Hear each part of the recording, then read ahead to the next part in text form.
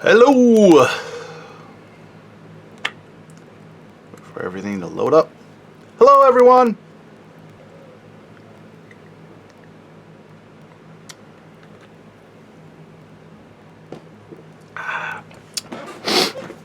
It's Friday! Let's finish some painting. Get some painting done. Alright.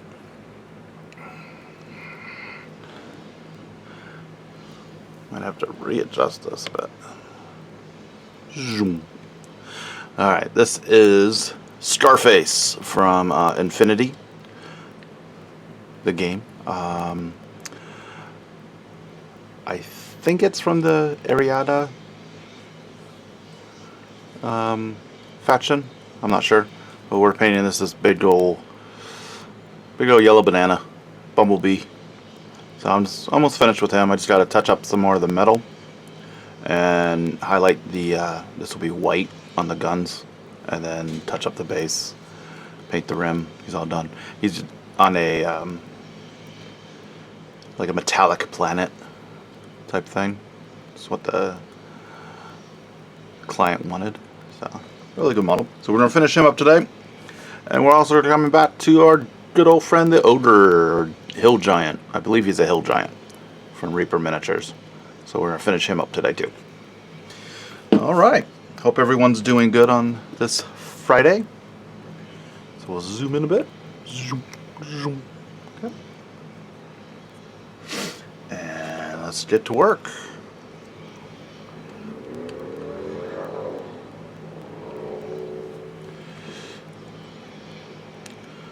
Alright, so let's go ahead and continue on with the white.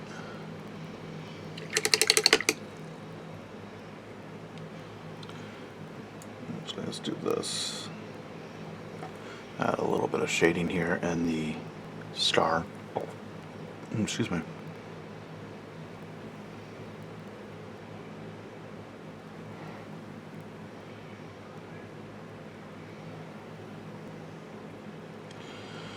Just a little bit more. There we go.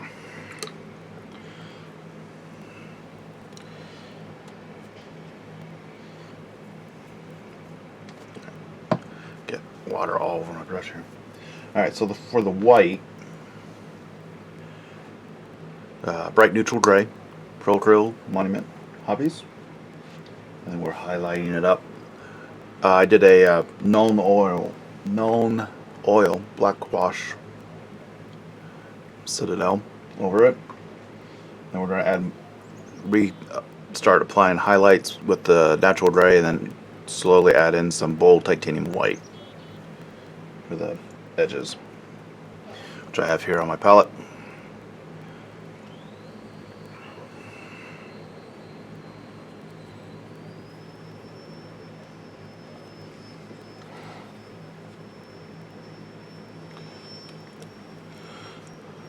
So it's just the casing on the guns and then his pistol here that we're working on. Let's scooch and get in here.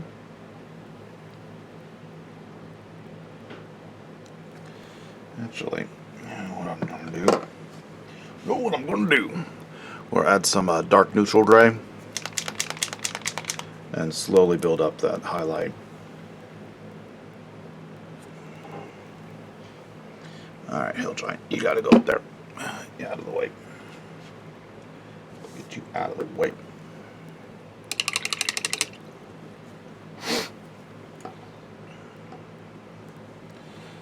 So, a little bit more of a mid-tone here, so it's the highlight's not so harsh.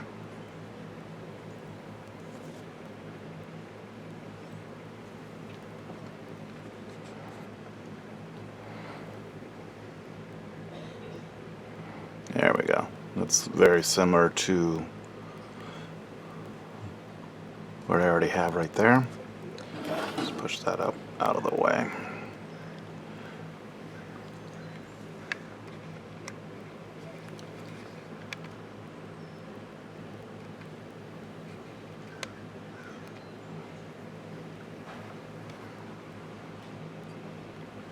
readjustments here.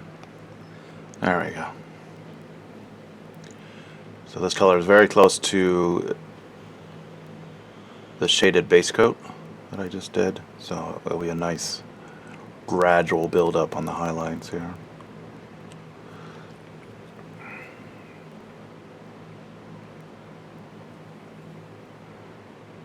You don't want a jump from the base coat to a highlight, because you want that nice gradual build up.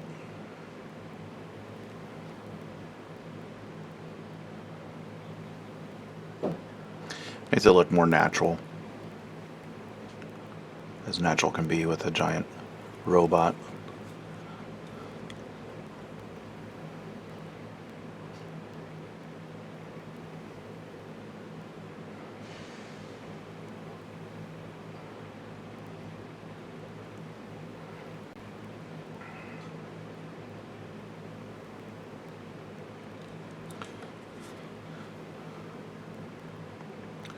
This is a commission piece for an ongoing commission that I've been doing for, geez, 2 years.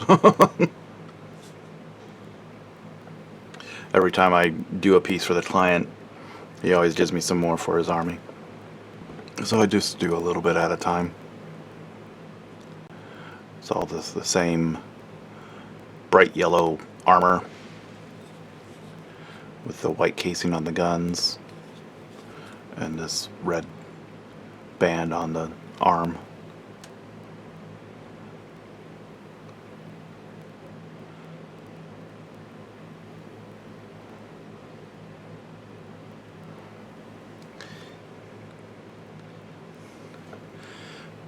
Well, it's quite impressive on the battlefield, on the tabletop.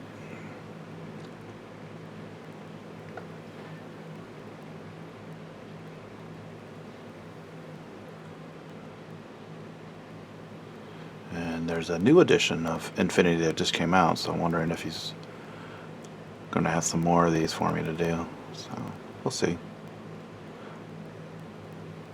I have some other commission projects of Infinity coming up, so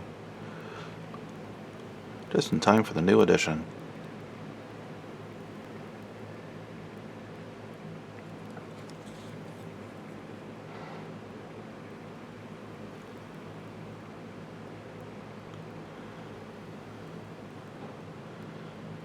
They're fun models to paint. Very sci-fi mecha. So it's a nice change from painting 40K for sure.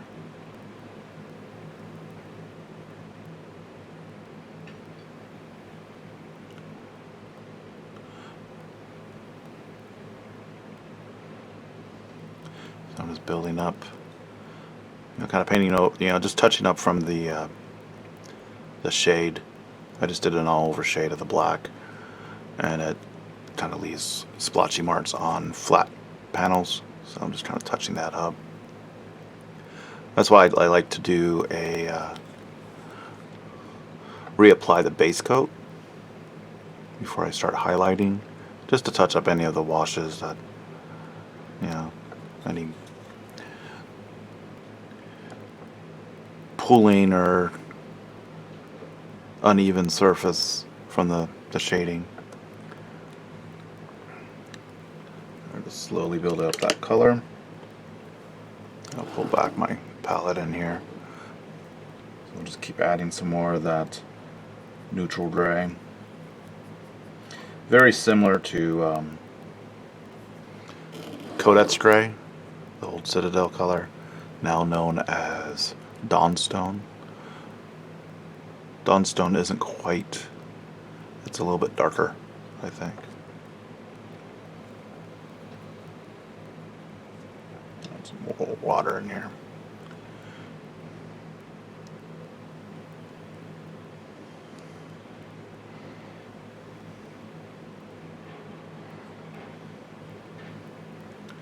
So now we're just moving more towards the edges, leaving that darker shade, that darker color down in the recesses to show depth.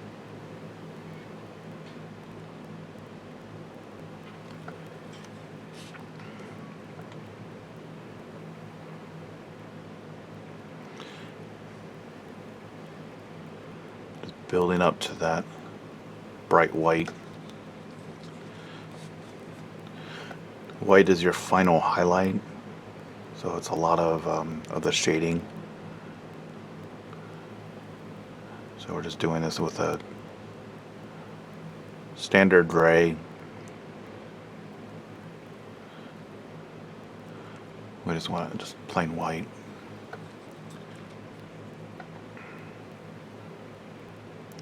So we're just moving the highlights closer to the edges so we can get that bright highlight here. Then I'll come back in with a black and outline the panels, separating them.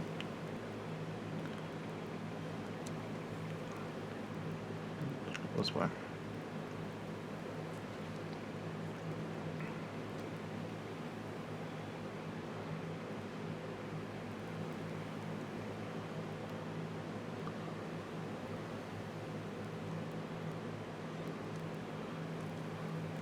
So it's just gradual. Take your time.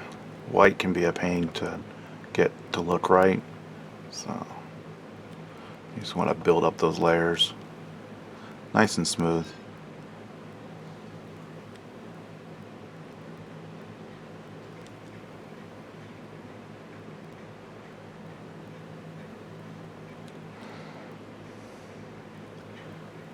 Just get it right in here on the inside.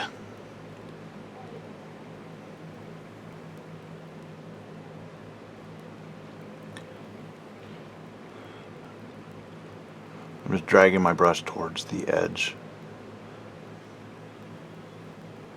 Not worried about it being too smooth. I just want to give it some highlights. Kind of it's a little, dragging it across, giving it that bit of texture, more visual interest. And also speeds up the process. So.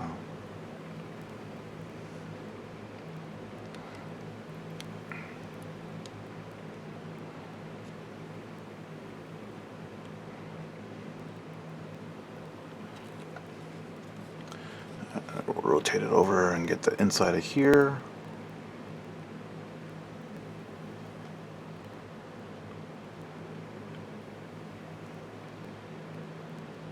There we go.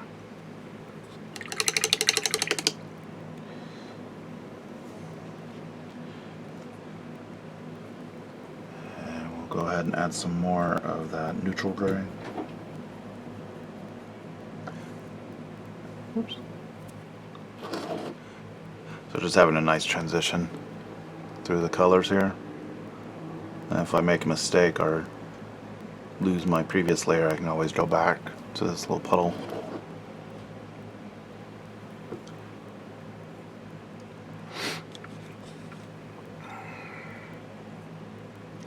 Make sure I don't have any paint on me.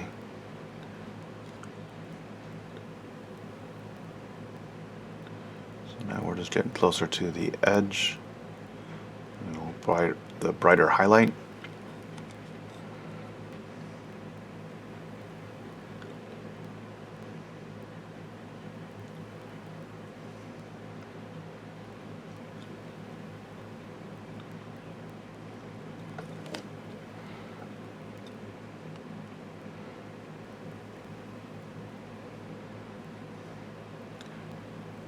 So just more to the edge here. Kind of an edge highlight, almost.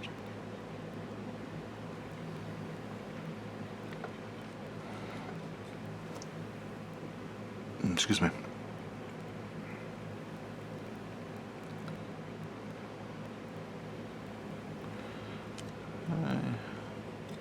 Just looking around, rotating the model, making sure I get all the areas I want. So just take your time. This is a character model or special model, so you want to take a little bit more time on it. Make sure the paint's a little more neater than your normal troops. With the troops you can kind of be a little more sloppy to a degree. I mean, if you're painting clean paint jobs, you want to make sure that you're neat and clean, but with these special characters you can add a little bit more refinements and make them stand out a little bit more. Just more highlights, more shadows. Take the time to make them look nicer.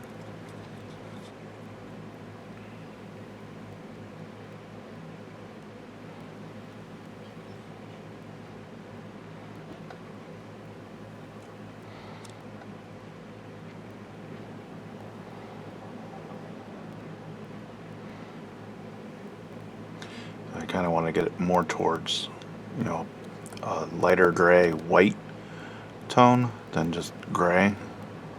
So as I start to add more white into it with the next highlight, it'll start getting more paler. The bright natural gray is very bright, you know. So we are getting closer to the bright white.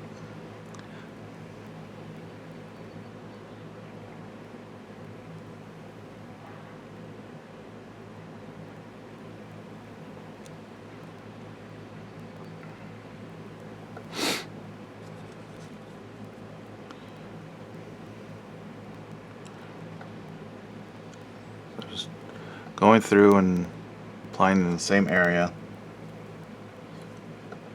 Just more, you know, not doing the whole area here. I'm going about half of that, or, you know, the bottom quarter of it. Just making sure I still keep that previous layer there.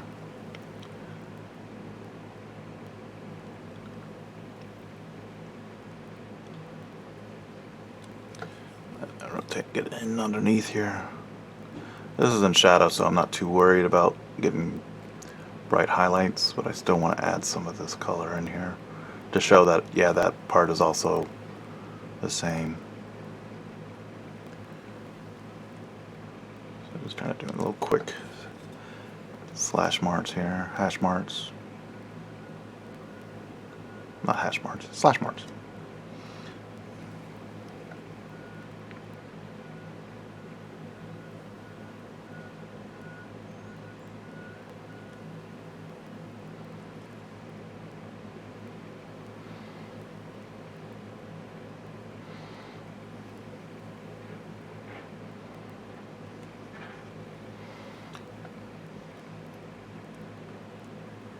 Alright.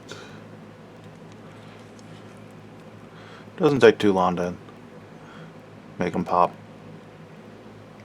The majority of it was done with an airbrush on all the yellow to get nice smooth, because these are all nice rounded areas. You get nice smooth application.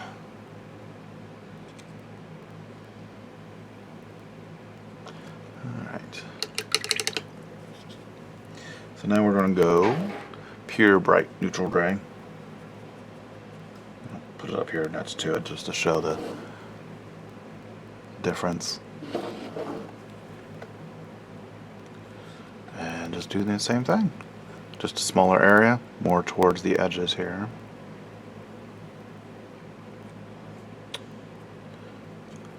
Little mess up. It happens, just wipe it off with your finger. Or if it's already dry, you know, it's drying, just wait for it to dry. And just paint over it. That's why I like to have the mixture, you know, building up the highlights, so if I make a mistake I can go back to the previous color. Wet palettes are great about that.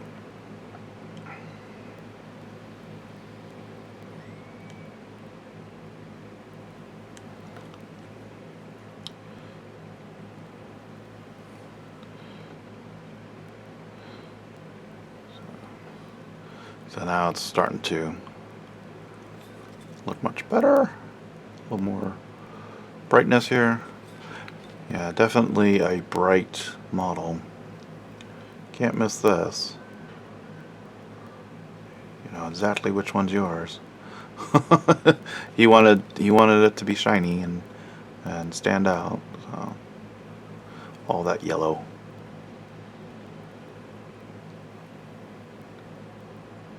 Need to ask him to take a picture of it on the, you know, when he's playing with it so I can see it.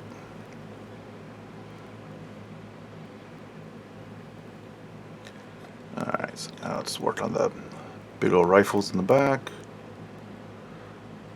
So I'm not just doing lines, I'm kind of doing little slash marks just to add some texture and make it a little more interesting.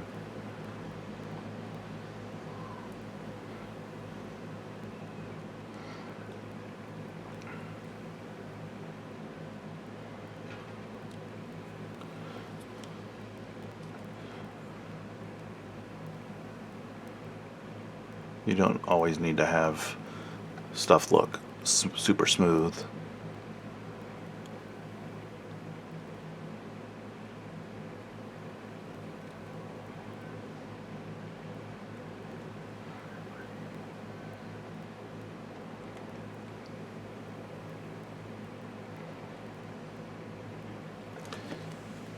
Like here on I finished this up Wednesday. Star-Lord did all this little texture on his cloak here. His jacket. I keep calling it a cloak. His big old leather jacket there, and on his pants and such. So it just adds some visual aspect to it than just straight lines. More appealing. My paint dried on my brush.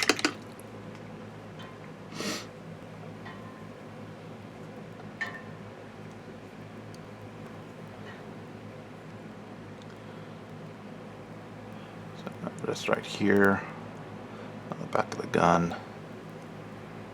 It just helps it stand out than just plain, you know, blending of white. And it sets it off to the smoothness of the rest of the model. So it just gives it a different appeal. Not all the same.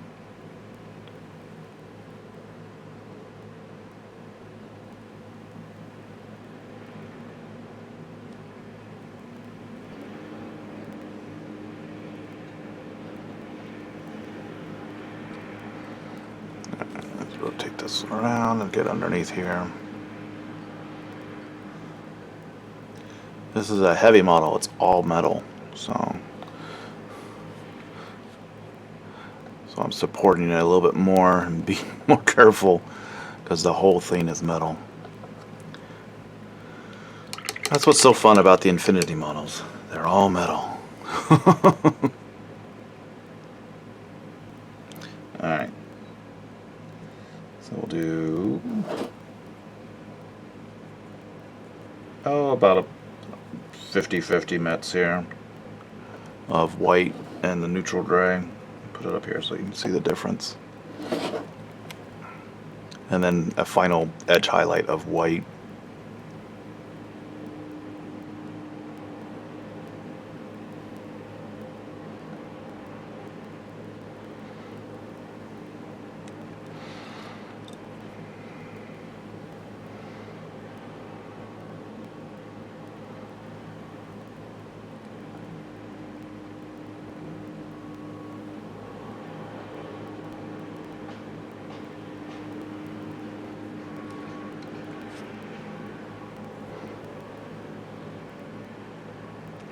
Just using a very nice fine tip brush to get these little lines here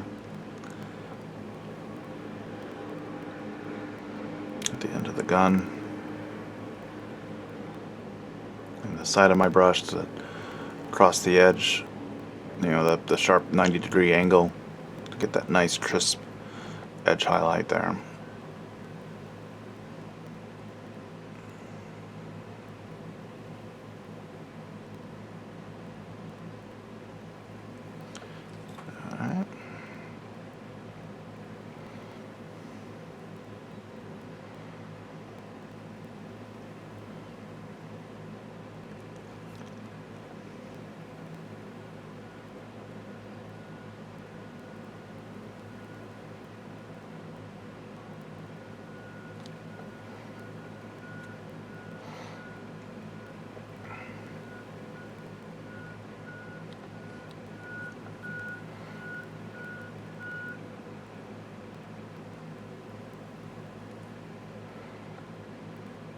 Then we'll do a dark color to separate the panels, and that'll help make it stand out a little bit more.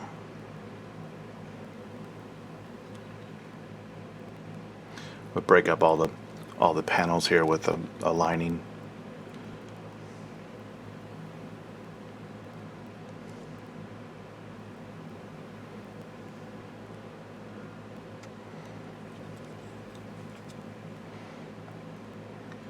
Right in here.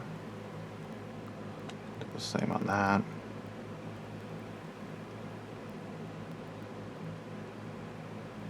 So I'm just, doing the just quick little motions across the surface. Not quite a dry brushing, just a little dabs and slashes here.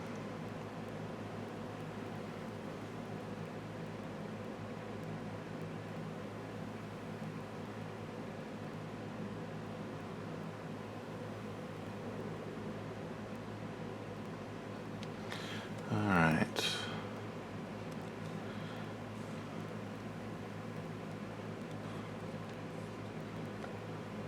I'll show the gun. Okay.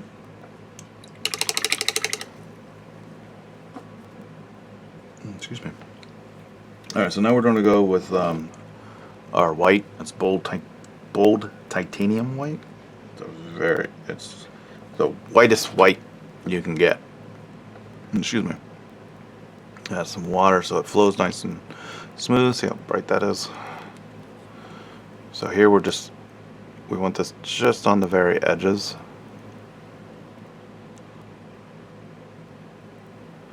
You got to be careful with this because it can overpower the rest of the area.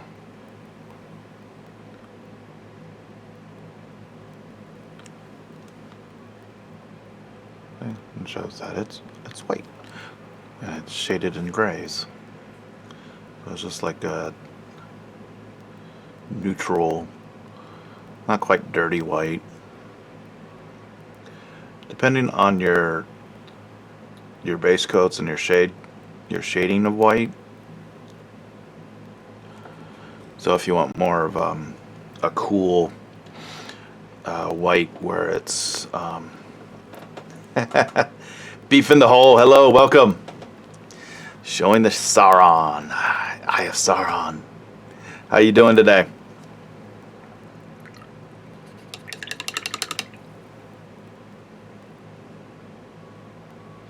The ever-watching Eye of Sauron.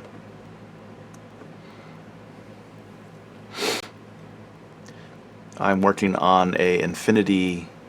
As a character model, his name is Scarface because of the damage he's got on his helmet here. So we're doing him rather bright yellow armor, just finishing him up for a client. Painting some white on the gun here. His pistol and his 2 rifles on his back.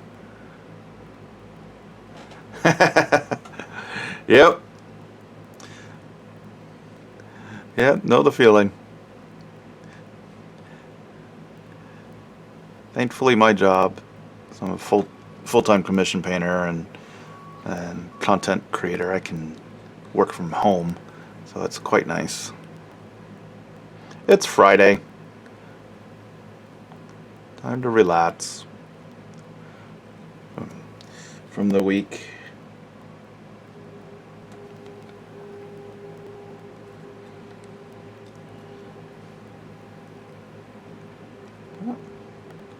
Too much on that. This is with the white, the white highlight, you'd want very thin lines here, so just quickly rub that off.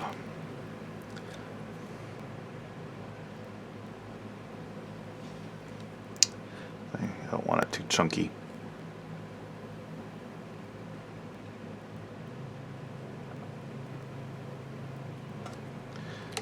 That's a bit too much. So here I'm just going back to my base coat thinning it down with some water. And we're just trying to kind of smooth that out down on the bottom here. Kind of a glaze almost.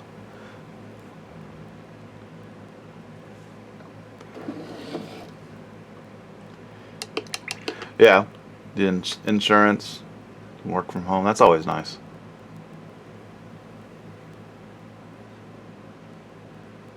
Yeah, it is good that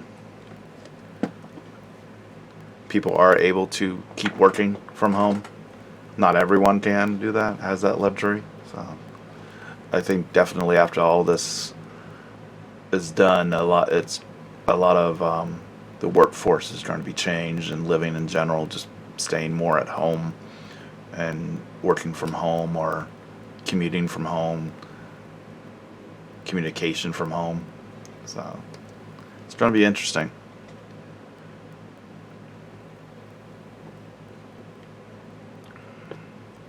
How people interact with each other is going to definitely change.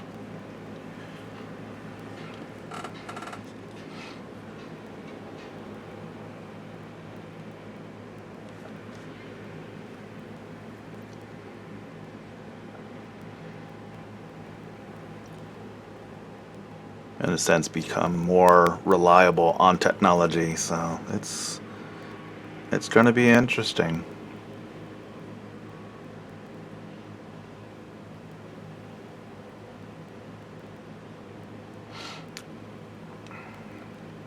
So here I'm just doing edge highlights over all the panels.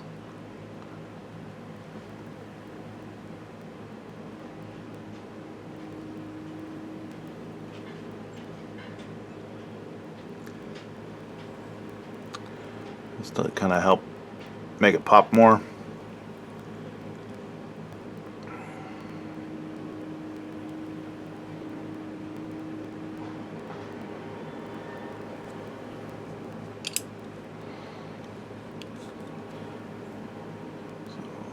I did that dark glaze down here. It's kind of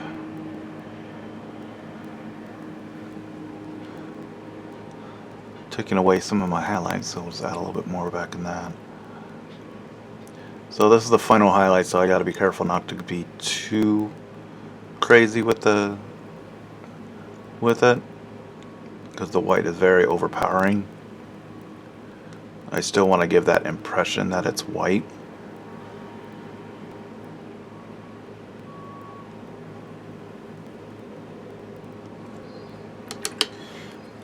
I just want to make sure that it's flowing nice and smooth off the brush. So test it here on my thumb.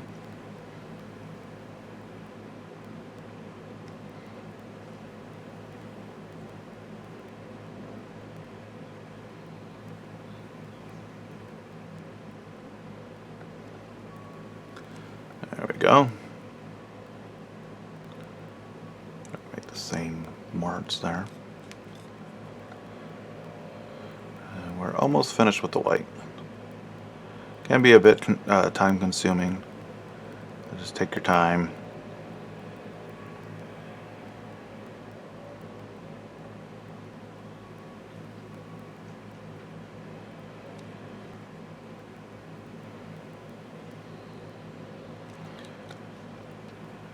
Alright, so just little touch-ups on the inside there. Alright.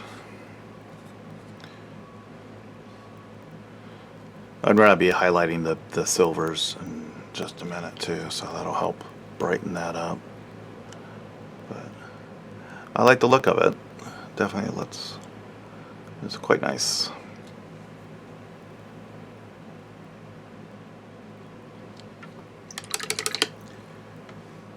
Alright, so now on my palette here I have some Nuln Oil and some Space Wolf's Grade Contrast. So we'll just do kind of a mix of that. It's already thin and flows nice and smooth, so we'll just use that to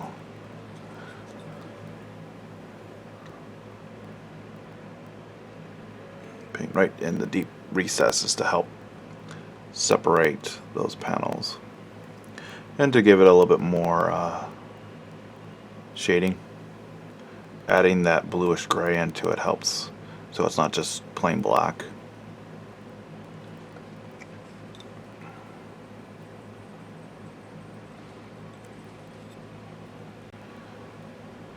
Makes it look more visually appealing. I tend to use a dark blue or dark purple in my shadows. Sometimes a reddish brown, depending on what I'm doing. I only save black for the deep dark recesses because that sucks up all the light. So adding a little bit of a color into it for whatever you're using makes it a little bit more visually appealing. It adds color into it. So I tend not to do pure black in the recesses, shadows, and I don't use white for the highlights, because if you add too much white, it starts to look chalky and pastel. For my highlighting, I usually do a off-white, like an ivory color. It has some yellow in it, and depending on the color, on what you're doing, but I tend to use that, or just a brighter color of the paint.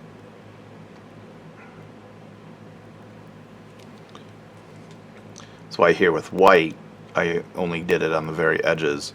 I still wanted to keep that gray shading, because that's what's kind of hard with painting white, is it's more of the shading, and you're keeping your pure white as your final highlight. Whereas when painting black, the majority of it is still black, and depending on what you add to your highlights, which is usually a bluish gray colors, greens. But you want to keep about 80% of it black to show that it is black. Otherwise, it starts to look more like your highlight color. So, yellow can be a tricky color as well, because you want the majority of it to be yellow, but depending on your shadows. Here I did like orangish browns in the recesses, and it's kind of washing it out with my camera here. I apologize. But if I want to, I can go deeper, darker browns into the recesses, and then adding an ivory to the yellow to help brighten it up, which I'll do. Here you can add white too if you want to make it look really bright.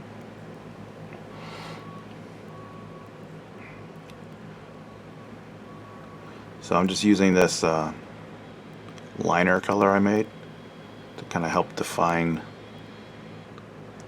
some of the areas with the metal.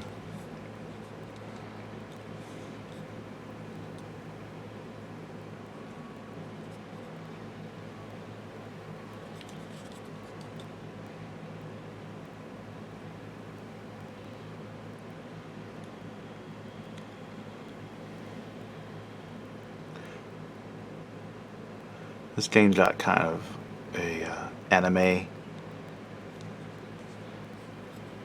Robotech type feel to it, so I kind of giving it that little bit of the hash marks and stuff. It looks like drawing, comic book style. So.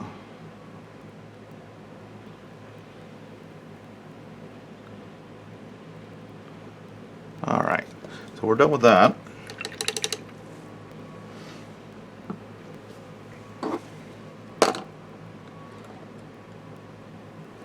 Change out my brush.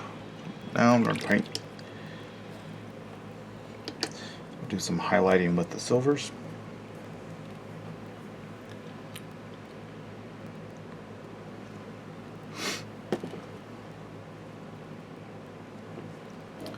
Here I have some dark silver and silver.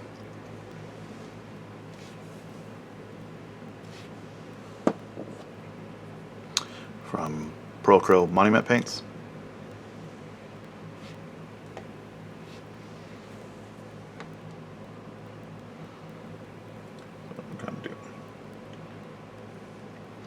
Oh, about a 1-to-1 mix here. Maybe a little bit more silver here. But I need to add some more silver.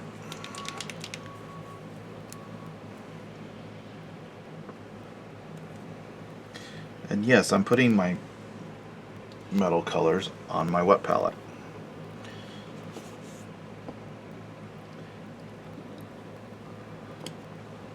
Sometimes you might hear people don't use metals on your wet palette. Well, some brands, yes, but I find the ProAcryls work really well as long as I don't have too much water in it, because it likes to help separate.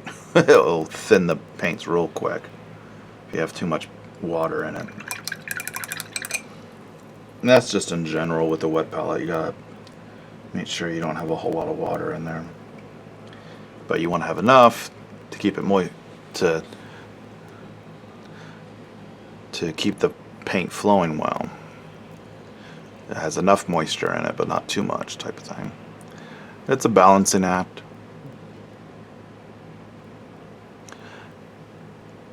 So I did that 1-to-1 mix, so I have more of it's close to my base coat. So it's not such a harsh highlight. And this is just a dark silver base coat with a Nuln oil wash, and then I did a couple highlights and then did a couple glazes of Griff Charger blue. Yeah, let me show you. The contrast paints are really great for glazing. Griff Charger gray, and then Space Wolves gray. They're like nice bluish gray tones.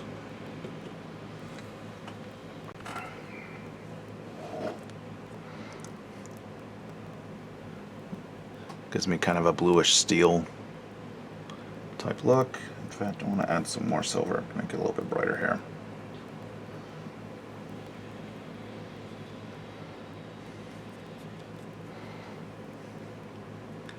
And just trying to go over and touching the raised areas where the light will catch it. So putting that those blues, I did the Griff Charger gray. It's a little lighter. I did that first, and then in the recesses I did the Space Wolves gray, and then added some black into the deep recesses, just to help define those shadows.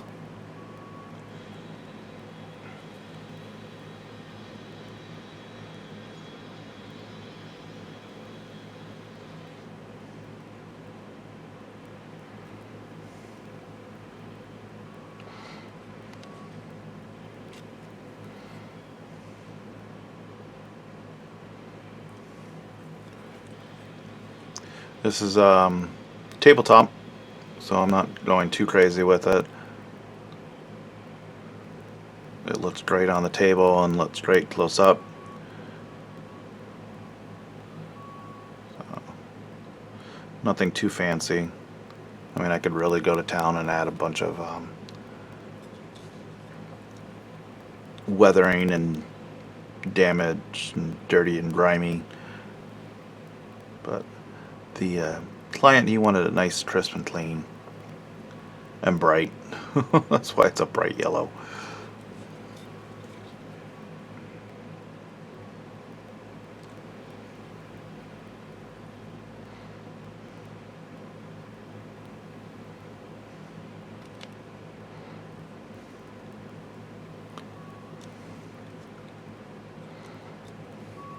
So here on the guns, I'm just doing the same thing like I did with the white, just kind of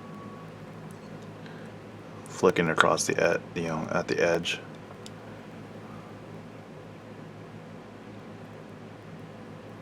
Just to show a little subtle highlighting, catching the light there.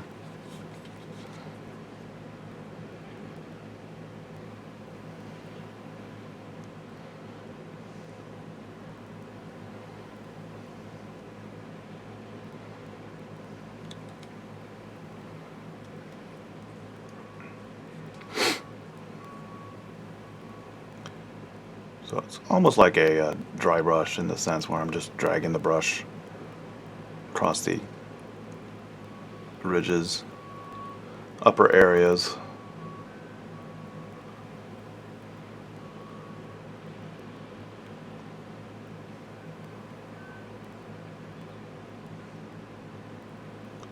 Definitely speeds up the painting.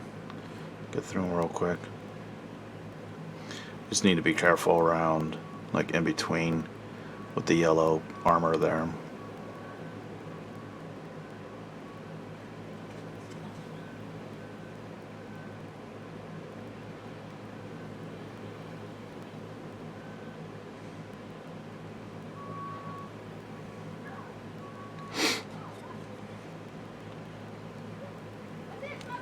Trying not to drop the model. So it's quite heavy. It's all metal, so I just want to be careful I don't drop it and snap off anything. I believe the Infinity is probably some of the only tabletop gaming with miniatures that have all metal. I think a lot of the other ones have switched to the majority of their stuff is no longer metal. I know Privateer Press's stuff, they still have metal models, but they're switching more and more to plastic and resin. Games Workshop is mainly plastic, with some kits that are resin. Some of their older kits are still metal, but it's not a whole lot of them are like that. Reaper Miniatures, the majority of their stuff is bones, plastic, or form of plastic.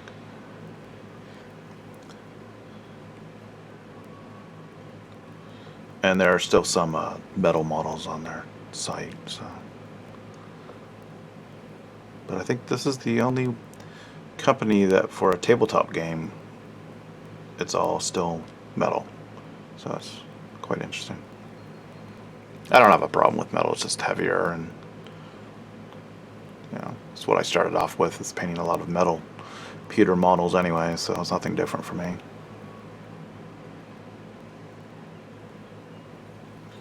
Alright, so now let's go ahead and clean off the brush here.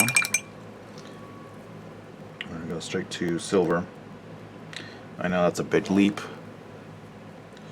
from this mid-tone to a bright silver, but this is just on the edges, mainly on the sword. So yeah, it's much brighter. It's almost like a white silver.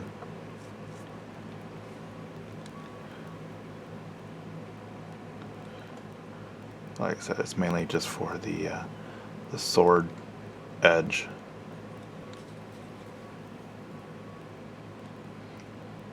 So just dragging it up the side. Little slash marks just to kind of Make it look like glinting.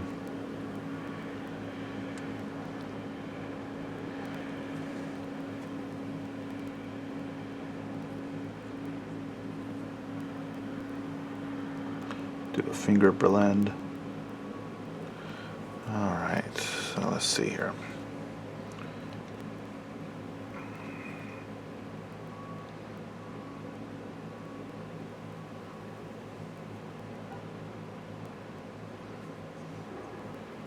Kind of doing a top down to see, because majority of the time you're gonna see it like this. So I like all kinds of models, especially more recently. The new plastics. Yes, I agree. The Reaper Bone stuff is great for the bigger models, like this guy here. They have gotten better. I do like their the Bones Black material. I like those, and hopefully that will be more that they're gearing towards with a lot more of their stuff. Yes, the Bones for the larger models is great. I do like metal models too. I am liking more and more resin, not the old resin back in like the late 80s, early 90s. Those resin, it's like that mustard yellow color. Those are so brittle. They were so brittle. I was so afraid to work with those. You see them every once in a while, but yeah. The plastics now, especially from Games Workshop, are great. A little pricey for what it is, but they're great quality. I like them.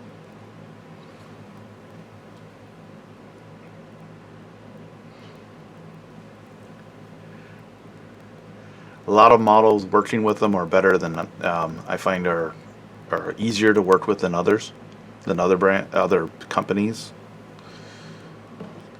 The issue I have with Infinity models is some of the little pieces made out of metal, like these arms, could be a pain.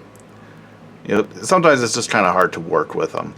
But if you know how to pin, and that's the key of pinning, adding that little brass or paper clip addition, drilling it into it, that makes the difference. A lot of hobbyists now, they get all bent out of shape because gluing the arms together and it falls apart. Well, you know, like these arms with this little connection piece right here, you need to add that little piece of metal rod in there just to add more stability. And it's not that hard to do. I've been doing this for 30 years now, so I know all the all the old stuff.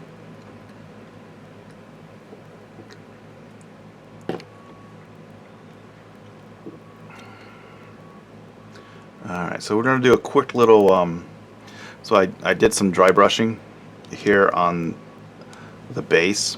He wanted the bases to look kind of like a mineral enriched terrain surface. I'll get to the words.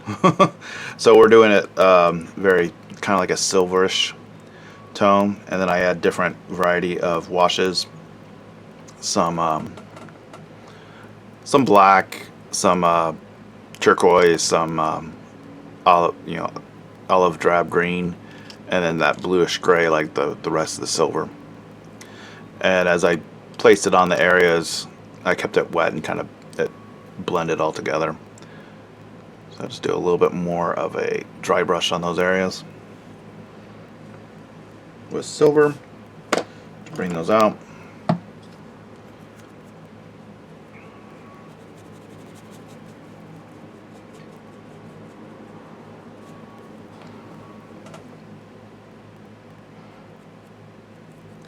So I don't have a whole lot of hair on the brush, so just to kind of help make them stand out a little bit more.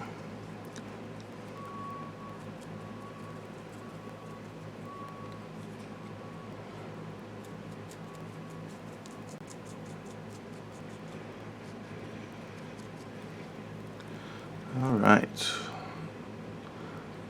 And we're going to do some touch-ups with the yellow. There's some spots that I got on the yellow. So we'll touch that up real quick and paint the rim.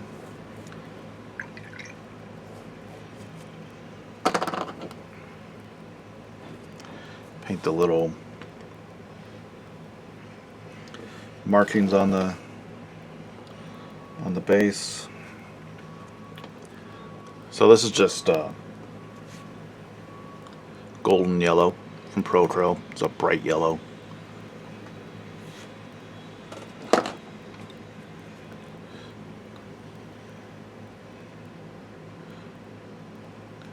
It's thin with the water, but it's already a thin paint. That's just the nature of yellow paints. So it doesn't take too much to. I want a thin layer so I don't have chalky highlights here.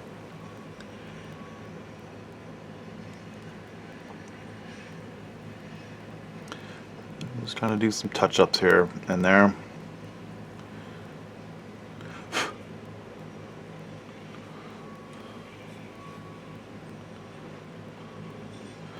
Not too much.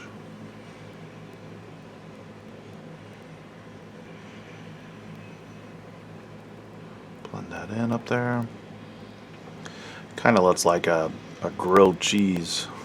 That's what it reminded me with that orangish brown in the shadows.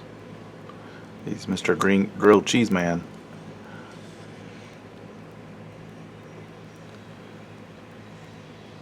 Alright.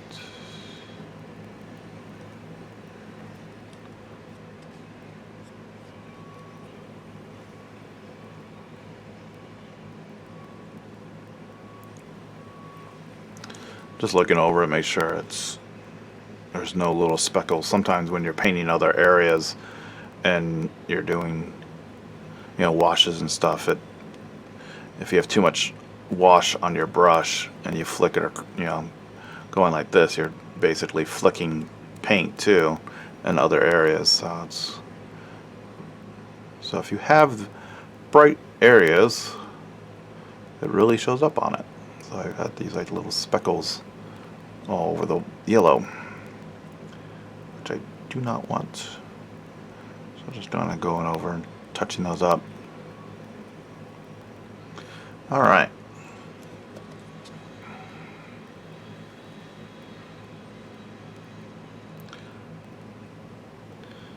It's looking really cool. I like it.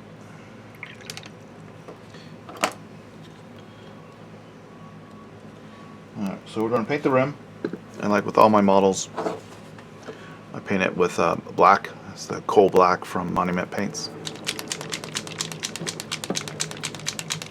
It's a matte black. All their paints dry to a matte finish. So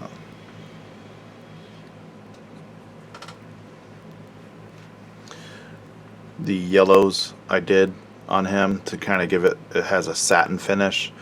These were all done with Formula P3 paints from Privateer Press through the airbrush, because I wanted that kind of a shiny finish, and the P3 paints they dry to a satin. So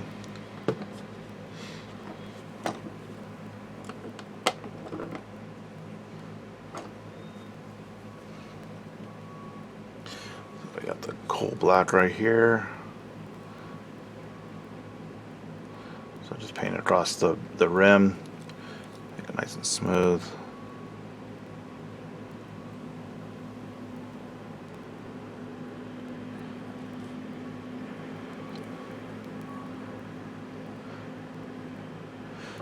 This is on a Citadel handle with some blue tack, but because it's so heavy, it will actually lift over and rip off the blue tack. So that's why I have my finger here to hold it down.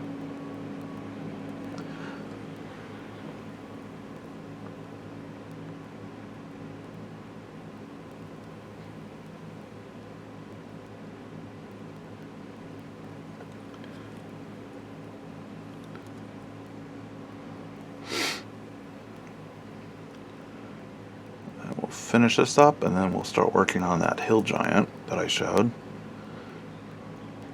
Get some more work done on him.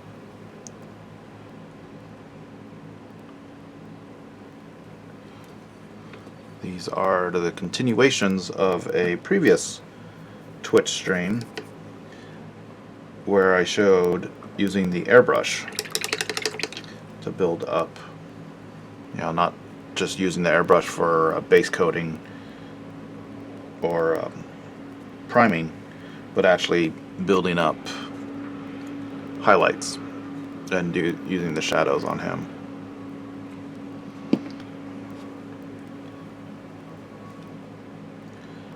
Alright, so we'll make for that to dry.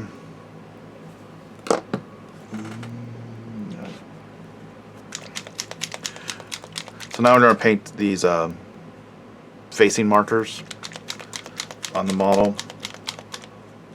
So we're going to use, the client wanted it in yellow, so I'm going to start with yellow ochre because that's a nice, ochre color. It's a thicker paint. It doesn't have as much yellow in it, and so it will bake it. I can lay down a solid foundation quicker than trying to sit there with the golden yellow, which is very thin. Not very thin, but it's thin, especially over a black undercoat. It would take forever and it will start to look green. So whenever you put yellow over black, you start to get this green tint, which is interesting. So starting with an ochre, when you're building up your yellows, starting with a ochre color or a light brown, you can get a more solid foundation quicker for your yellows. Alright, so I need to figure out the center portion of this, which is right here.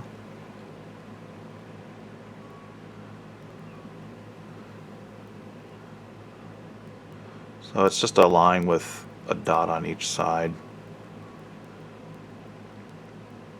I'm not sure if this is for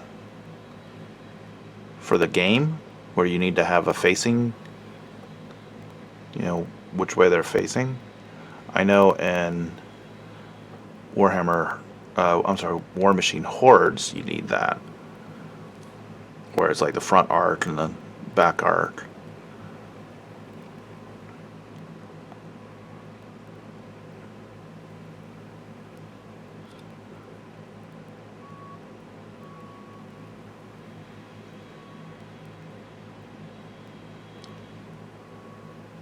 But the client wanted me to do this on his model, so that's what I'm doing. Hopefully they're centered. It's correct.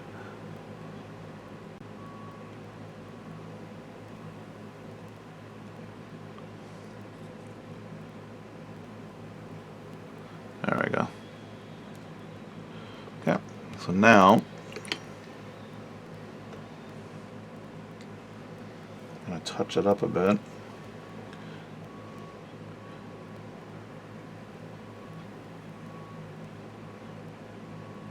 With some of the black. Basically just going in and filling in the area that I don't want. So basically kind of using it as an eraser to erase those lines and touch it up.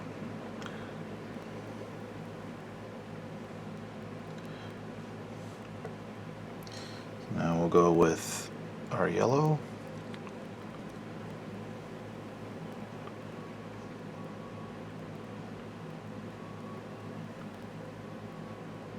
And paint over it, basically using the golden yellow as a highlight on it.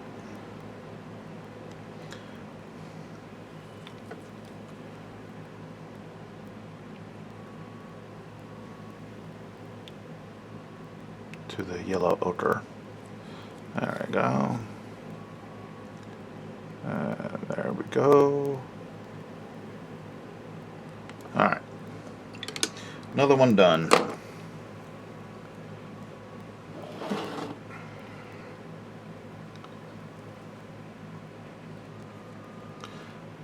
take pictures of these either later tonight and post them on my social media. Let's take the base off. Yay! Oh, sticky. This is one thing I don't like about using blue tack is this.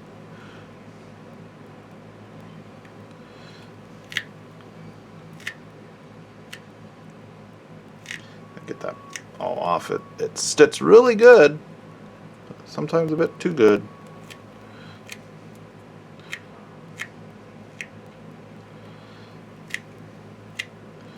Alright, I'll work on the rest of that later. I'm not going to sit here for 5 minutes trying to take that off.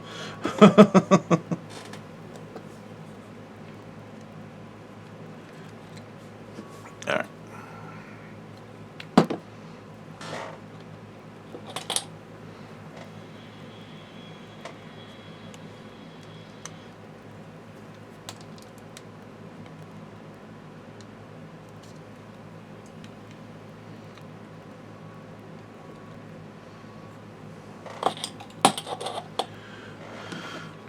Right, so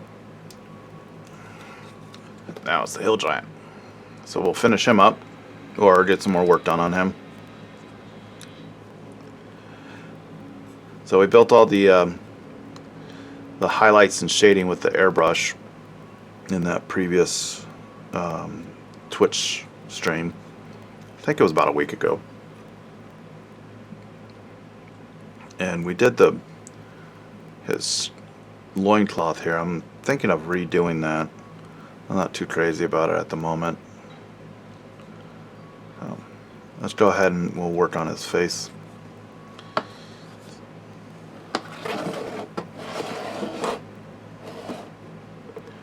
Switch the palette around here. Does anyone have any questions on what I'm doing? Or just in general about miniature painting?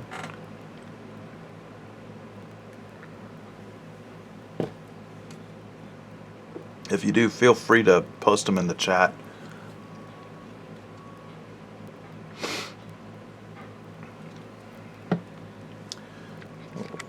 Zoom in this a little bit more. All right.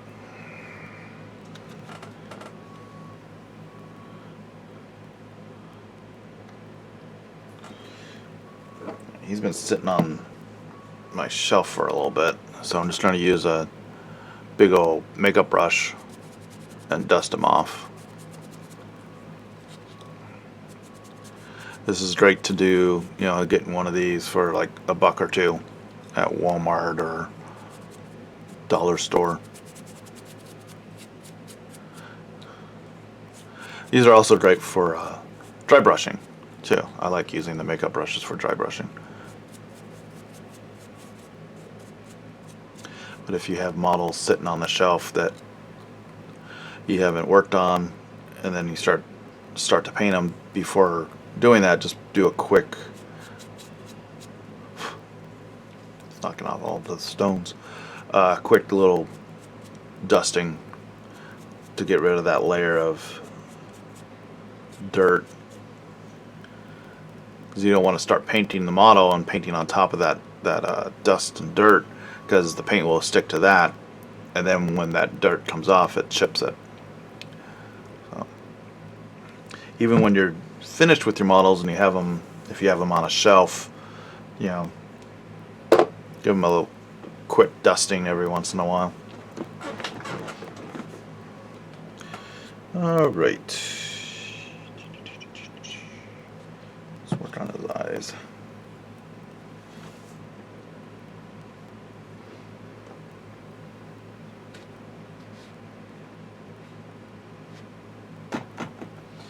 Trying to figure out my colors here. Hold on a second. So we'll do a dark umber, some ivory, and some blue black for the eyes. So we're painting the shadow of the eye sockets with dark umber. Paint the iris of the eye ivory, and then the pupil with blue black.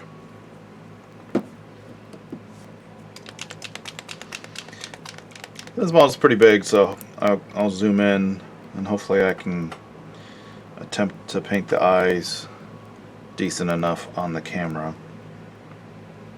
We'll see if this works.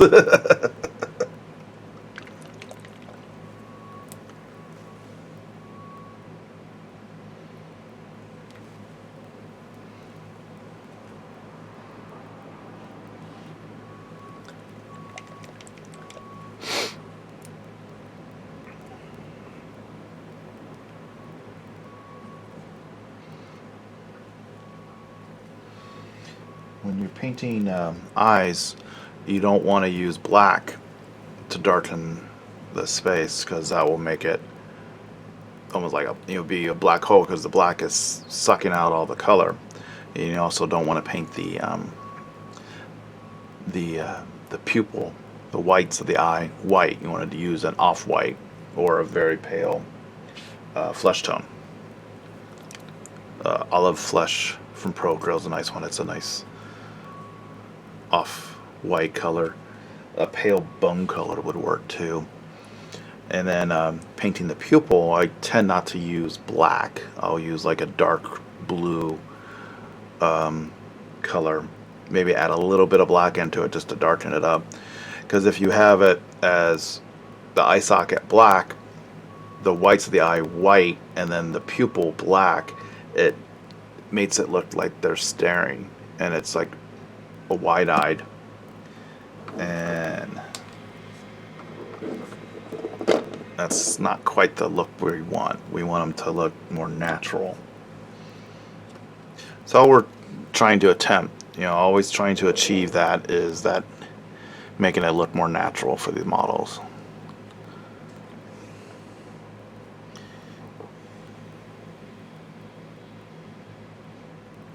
I'm going to take some of this dark umber here, add some water into it so it flows a little bit more water than normal, so it flows nice and smooth.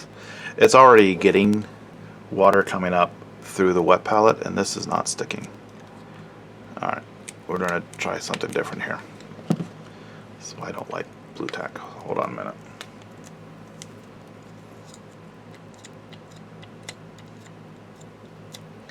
I've never been able to get this to work well for me. It always seems, and it's not a heavy model. This is bones, so he's not too heavy as the other one was. He's on some cork and some slate rock, and then just sand and little pebbles. So he's not that heavy compared to the other one. I found by Gorilla Glue this two-sided sticky tape that works really well. I used to use two-sided foam tape, but if the models are sitting on there for extended amount of time, it's very hard to take them off. These ones, it holds really strong, and it's easy to pull them off. So I find they work a lot better. In fact, you might see one. They're clear, but I have one sitting right here. So when I'm using painting out of a shade pot from Citadel or the contrast paints, if I'm painting out of the pot, I'll shake it up and then stick it there, and it does not move. I just barely push and have any pressure on that, and I'm moving it because it's on my table, and that's what's shaking the camera. But yeah, it's on there pretty good. So no fear of spilling. So yeah, just stick it on there, and he's on there good.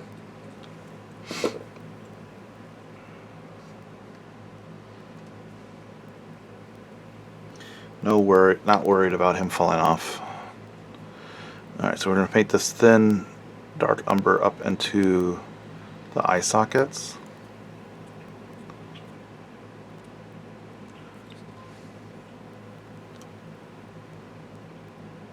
I'm also going to line his nose with this, like underneath his nose. It's I don't have the card anymore.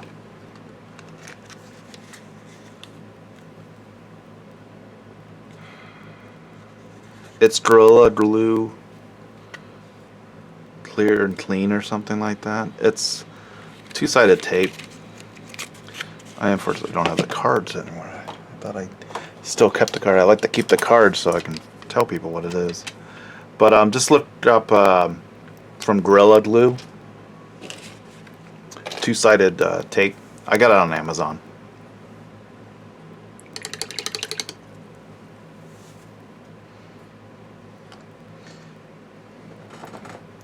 Two-sided clear tape or something like that.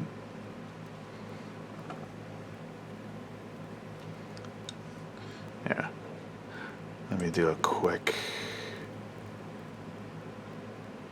search on Amazon real quick. Excuse me.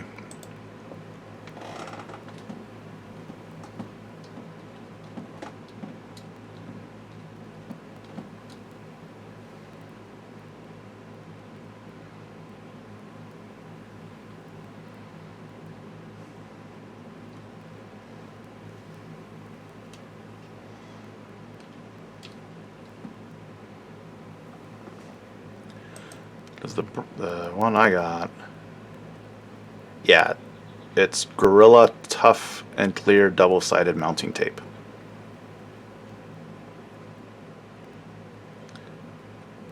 And I just got the ones that are pre-cut squares, but they have it in a strip. Yeah, it's the mounting tape. Yeah, it's the squares that I got, but you can get the roll and just cut it to size. I didn't see the roll.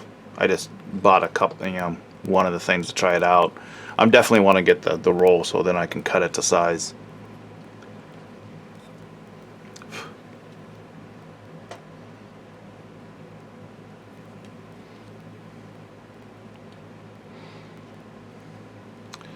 Alright, so now we're going to use this color and just paint in, darken in the mouth.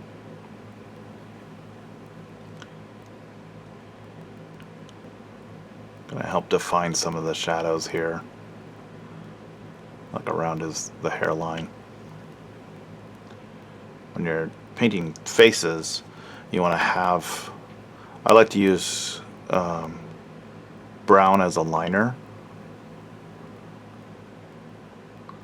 or you can use, add purple into it, dark purple or dark blue. Don't use black, but using that and kind of painting a hairline where it separates the hair from the face. Did you find it all right? Beef in the hole?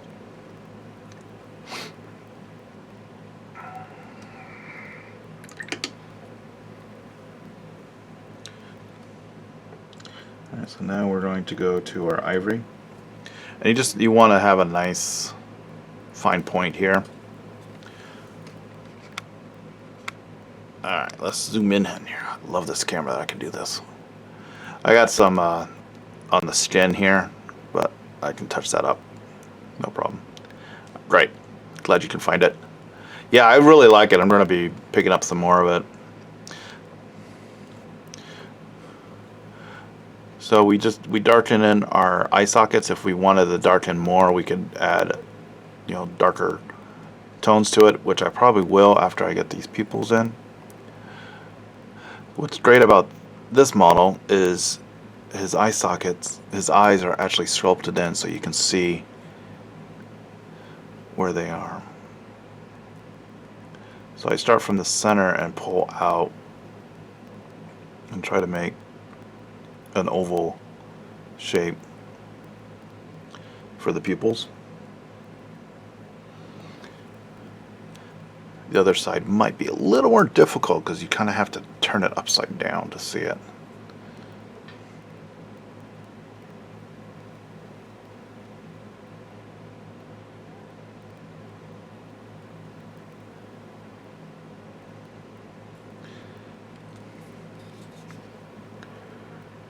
So you want the paint to have to flow really nice. You don't want to have it too thin, too much water in it, because then it could wash the whole area. So you kind of want to paint the eye and keep that dark shadow around it. But if it's not dark enough, you can go back in with that shade color and paint around the pupil. And if you mess up and it's too much white in there or what, just let it dry.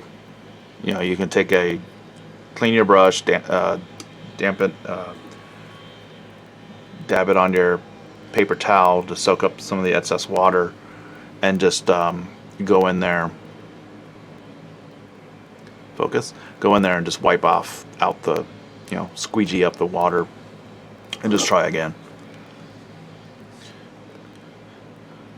This has actually worked really well on camera. I was able to get the pupil looking, the whites of the eye, even. So I'm quite happy with that. Usually it takes me a while. I get one eye perfect, and then the other eye, it takes me so long to do.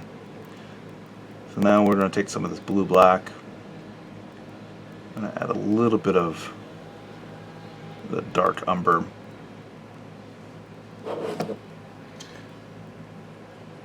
To darken it a bit, kind of dull down the blue.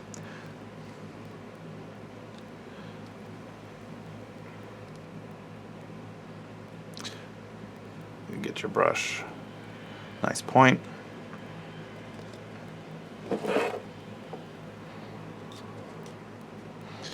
Line it up, and you kind of want to see where he's looking.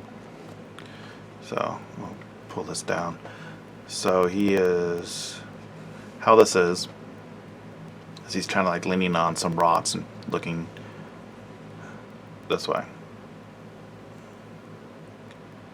So we want the eyes a little bit up more, where he's kind of looking up.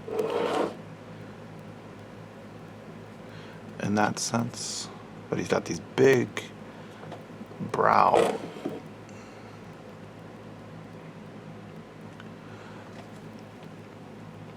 So you get in there,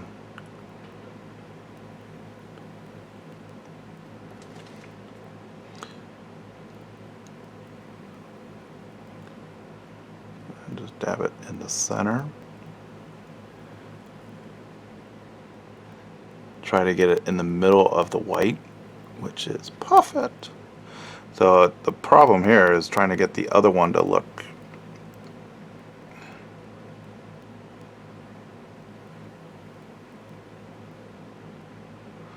even too. Just like that. So you just plop it in right in the center and try to get it to look even. And to be honest, that is the first time that I did it in the first take. So there we go.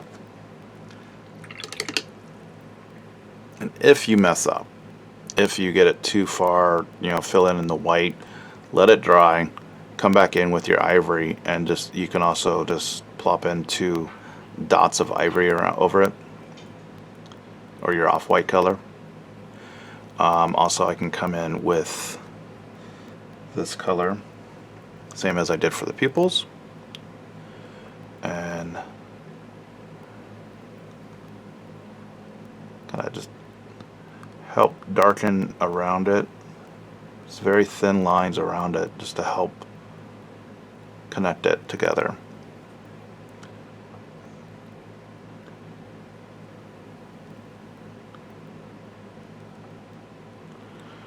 So when you're doing these detail work, you got to have good posture. What I like to do is I sit up straight, have your elbows on your desk, and kind of hard to show it here on the camera, but have your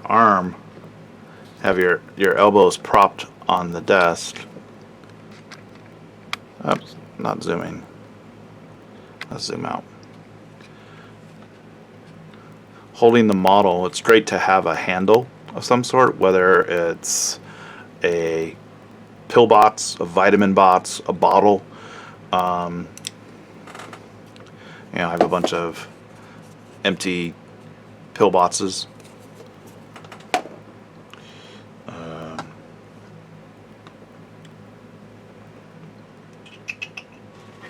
Paint pots work nice. They're just a little bit smaller. You want something that can fit in your hand. Excuse me. The Citadel brushes are really nice. The tops of a spray can, if you spray primer, those are really good. And having those two-sided sticky tape or blue tack, things like that. That way you have more control of holding the model instead of just holding it by the rim, like so. You can actually hold it in the palm of your hand. So when I'm doing that fine detail, like the eyes, or if you're doing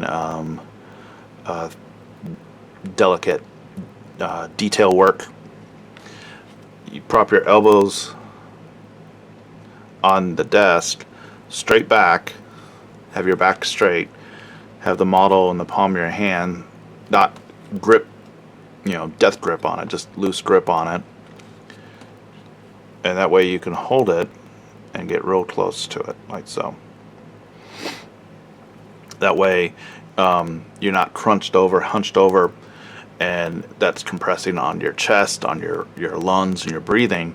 You're straight up, good posture, you're able to breathe. So when you're doing that detail, you just kind of take a half a breath in and hold it, and while you're doing the work, just slowly breathing out. That's why when I was doing the eyes, I was very quiet and just focusing in. That kind of gets you in that Zen moment, and you're able to do that detail stuff.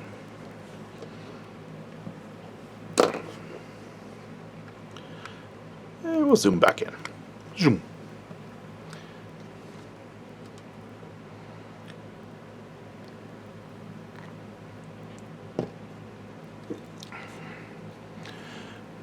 And that's simple eyes right there. And it's great to have a model that is sculpted with eyes like that you can easily get to.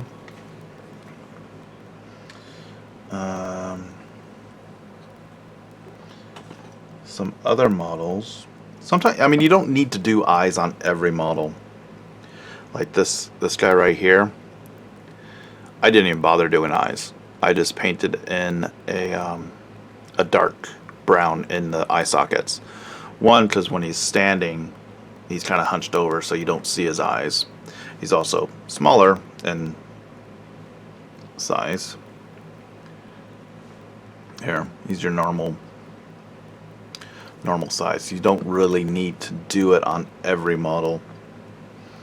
I tend to leave that for bigger character, bigger models, like this one, this Yeti. I did it on him.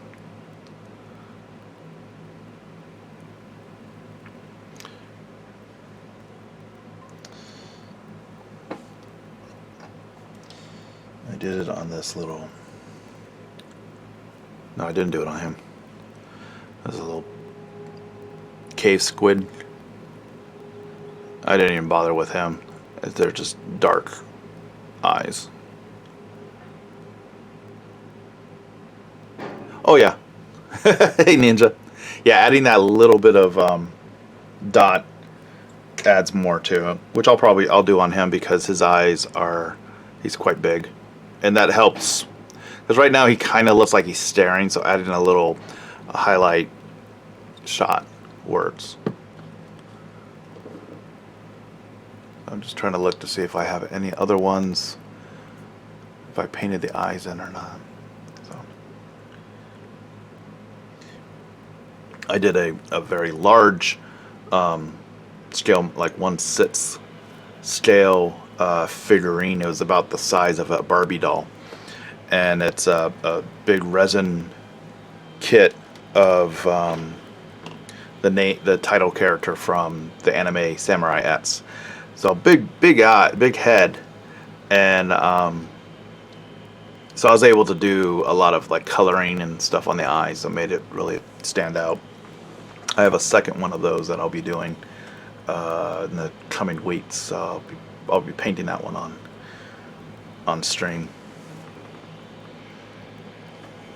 He was very fun. I learned it was a challenge because of the material. It was a resin. It was a strange resin. All right, so now, so if I wanted to add some color to his eyes, I can just put a dot of color right there in the pupils. So I'm quite happy with how the eyes came out, and it's one of those, once you get it right, you don't want to touch it and just, let's leave it where it's at. But we're gonna attempt to do a eye glare here, just a little dot of ivory in the top, right there, and on the other side near the top.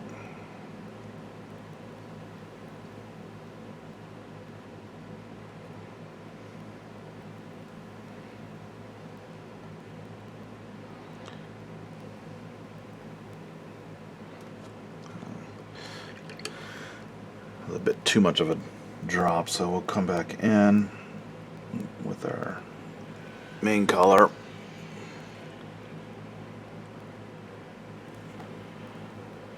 See if I can get in here. Just kind of touch it up a little bit, especially on this side. All right. That looks good. I'm happy with it. He's all eyes. There is a model. There's an eye monster from Reaper that I definitely want to pick up and just practice eyes on it. A lot of painters, especially in the Reaper community, teachers, they'll use that model to show how to paint eyes, and I want to pick that up. The Beholder, that one's really fun because you have all that.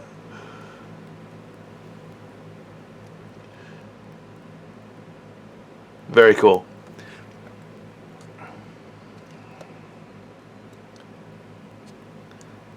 Alright, so we got the eyes done. So now let's go ahead and make his pearly whites. We'll do his pearly whites. So I'm starting, because I already have it on my palette. He's a hill giant, so obviously he doesn't brush his teeth, so he's got dirt and grime in it. So we're going to use that yellow ochre color.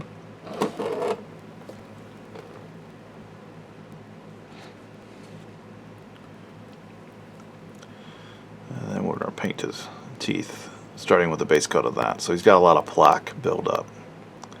Definitely needs to get his teeth clean.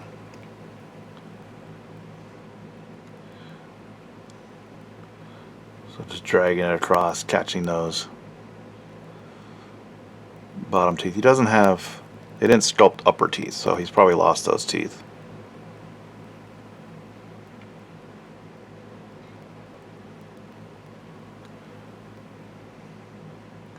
So just little dots of the color there to show where they are. But first, before we get too far, let's paint in his gums. We'll start with Shadow Flesh.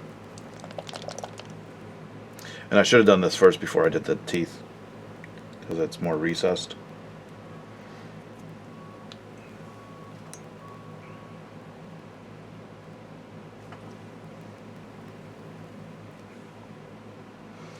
So I'll take some Shadow Flesh and a little bit of magenta.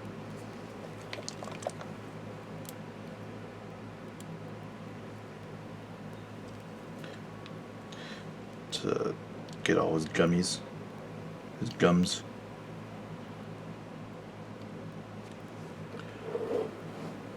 So it's magenta and shadow flash.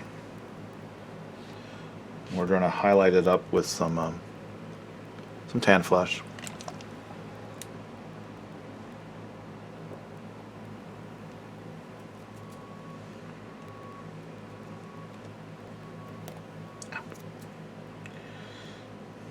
Put myself there. It's not a good thing. I'm running out of room on my palette with all the colors I did of the previous guy. I'll change out my palette soon. Alright.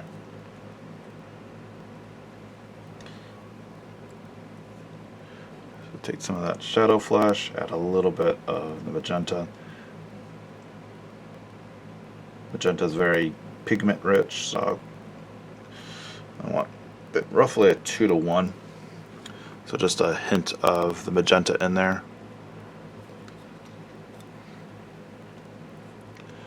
So we got the gums underneath his teeth, but we're going to also paint deep in, up in his mouth. If it wants to focus on it. So his tongue is kind of right back there. We'll just do not that much of his upper.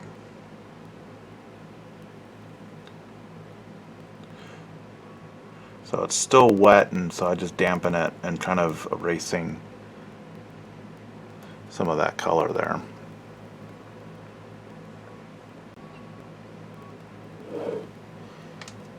Okay. Now,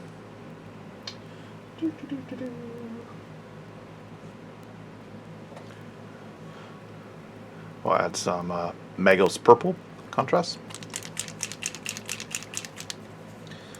Find a spot here on my palette. I'm really running out of space. So, found a spot up in the top corner. So this is already a thin paint because it's contrast. We're adding a little bit more water just to thin it, so we can glaze over the skin. Oh, you did share a picture. I didn't see that. Let's look at what Ninja's sharing.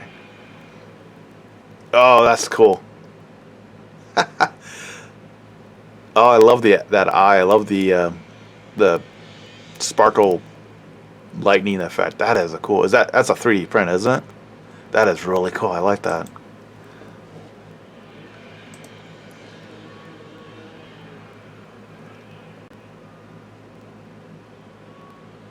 That is really cool. I didn't see that you posted a link. That was very cool. Yeah, I have I have a couple beholders. I have one, the WizKids one that I've done a few times for people, and then I have a couple 3D prints of ones. So I'm just painting this Magos purple. Heck, we'll just do it all over the teeth too. It'll make them look more rotted. And we're also going to add this color right underneath the eyes. And it's a glaze. It's thin, so we're using it as a glaze just to help add some color into the face.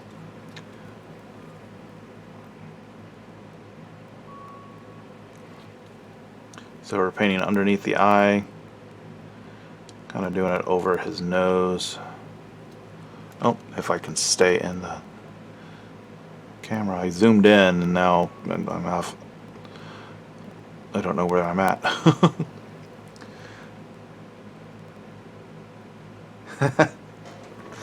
Yeah, but it is cool. I like that. I'll have to do that on one of the other ones I got. So I'm just painting underneath the cheeks here, kind of putting this color up on the tips of the ears, make them more flush. So right in the center, you know.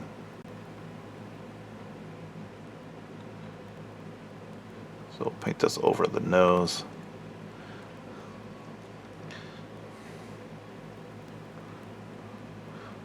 Having it up in the top, his forehead. He's looking really mad, but he's got a red nose in a sense, purplish red tint nose.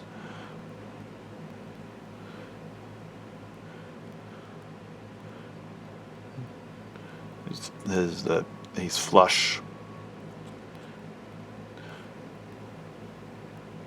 So he's either had a bit too much to drink, or he's just a brawler. He's been punched in the nose a few times. But adding a little bit of color to the skin,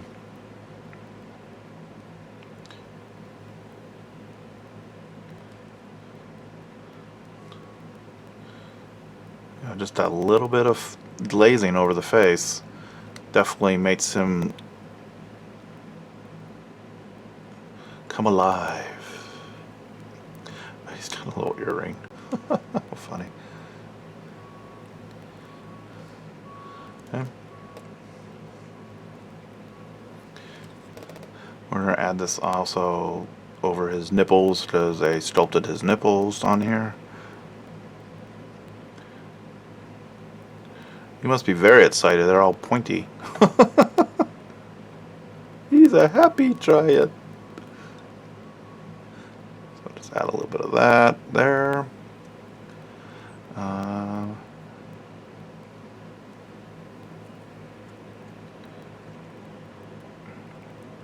Put it here in his palm.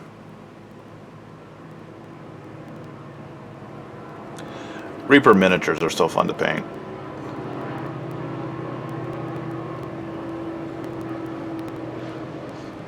So we kind of want to do this a little bit more on the tips of his ears. There we go.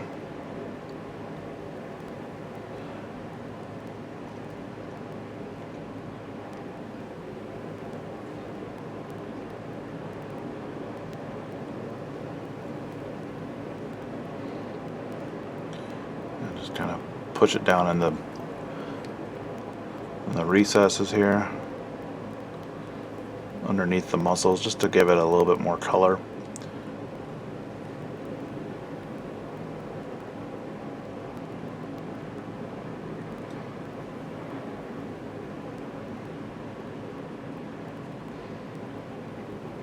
Alright. So now we're going to use another contrast paint that I like to use.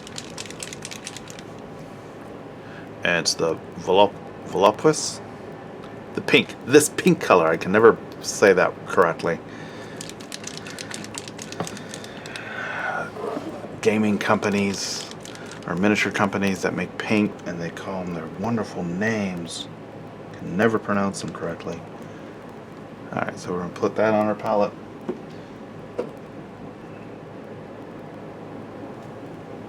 And it's this nice, deep pink tone. Add a little bit of water in, a little bit more water in it than the other one. This is a little more pigment rich than the purple. We'll dab it on our finger and make sure there's not too much on there. And we're going to do the same thing, but just paint further up into the shadows.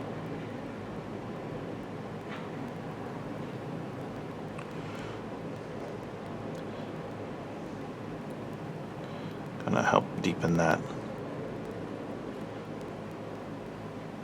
shadow there, the color, I should say, on his nose. He's got a big old bulbous nose, so it's gonna be quite red underneath the cheeks. So I'm pushing the paint down towards the recesses here, painting in the recesses of the ears, underneath his chin.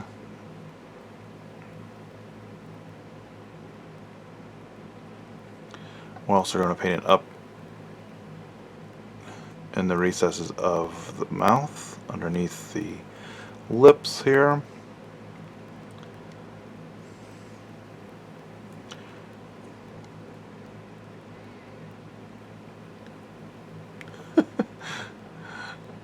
That's great. And we'll just add more shadow to his nipples here.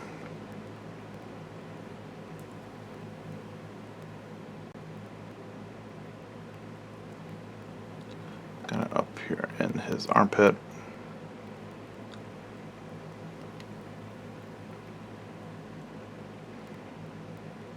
I can go all around and add it all over, but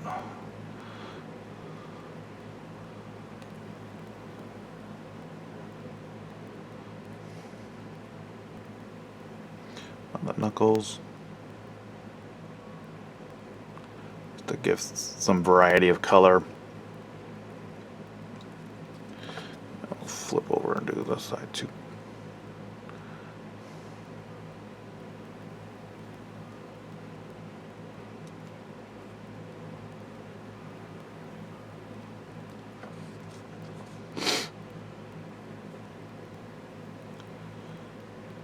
Just around the club there.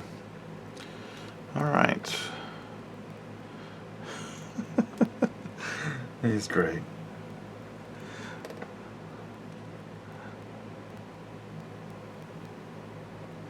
So I'm just trying to help redefine these lines here.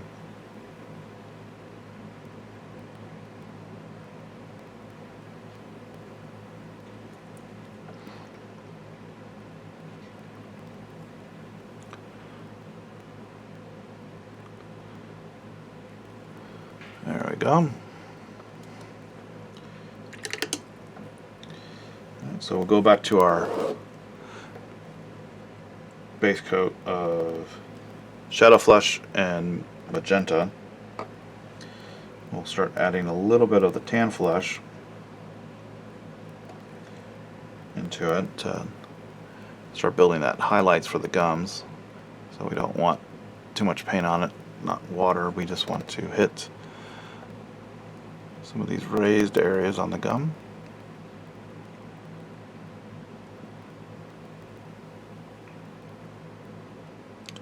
And get his tongue.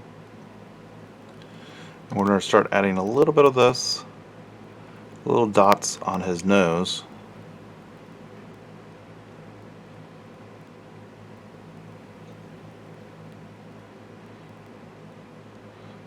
To add some of that texture in there. Bulbous noses have a lot of little pits and stuff in there.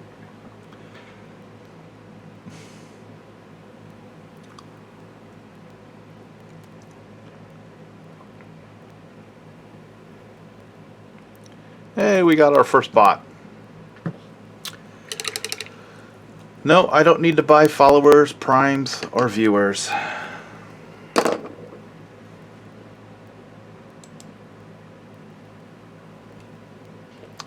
Hold on one second. Let's see if I can do this.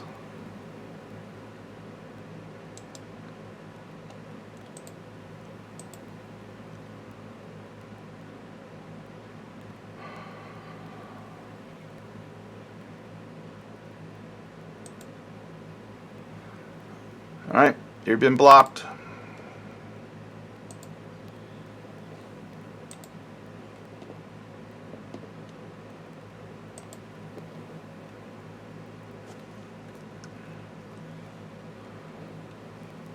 Hey, this is fun.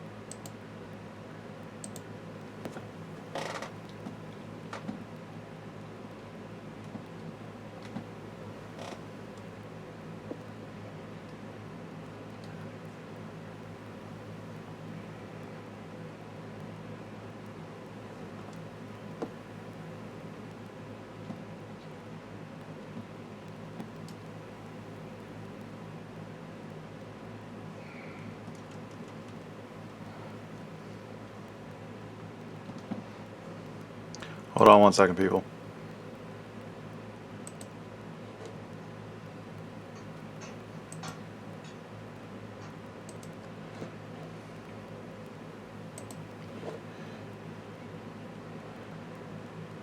Alright. I don't know how to get that out of there. I need to find out more about that. Yay! I got my first scammer! Yay! No scamming in my stream, people.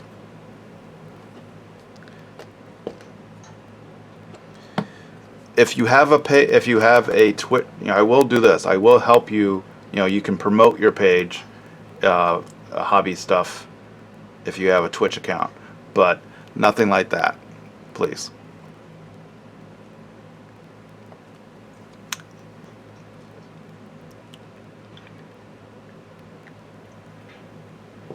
I must be famous now if I'm getting scammers.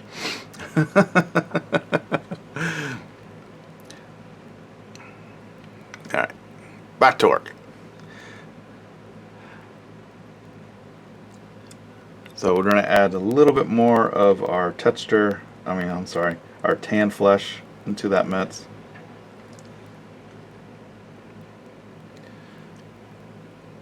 And add a little bit more highlights on the gums here, not too much. I don't want it too pale.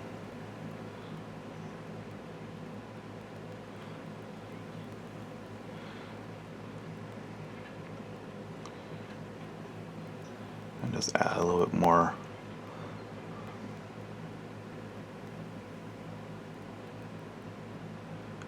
dots and dimples on his nose.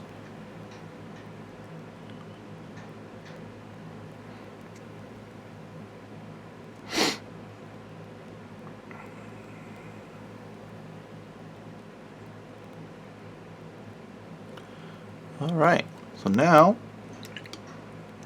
we'll start working on his teeth. So we'll add some, make sure my brush is dry, some ivory into the yellow ochre.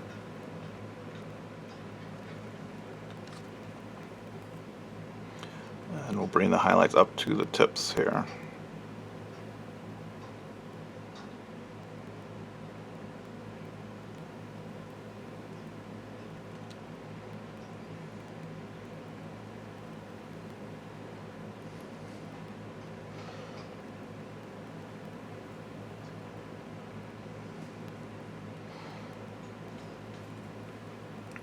And we'll just keep adding some more ivory to the tips there.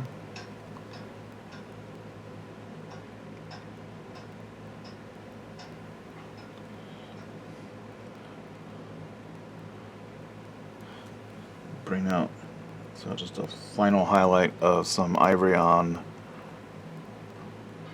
the very edges.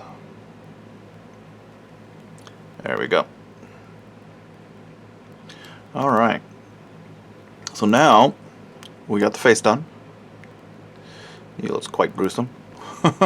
So let's go ahead and work on the hair. So I'm not sure what I want to do. I'm thinking brown, just your typical, maybe a dirty blonde. Yeah, there we go. How about that? Dirty blonde hair? Chat? Should we do a dirty blonde hair?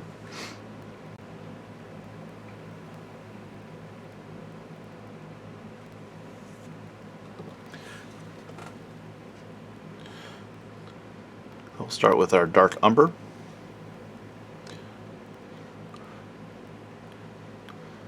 And base coat it.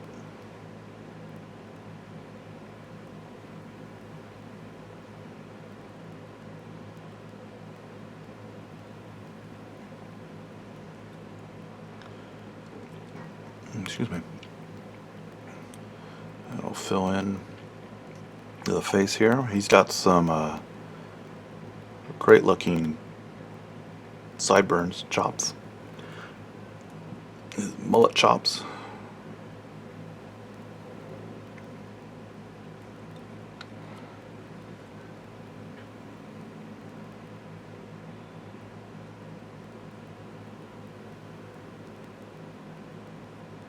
Oh, and we're out of frame. Sorry about that.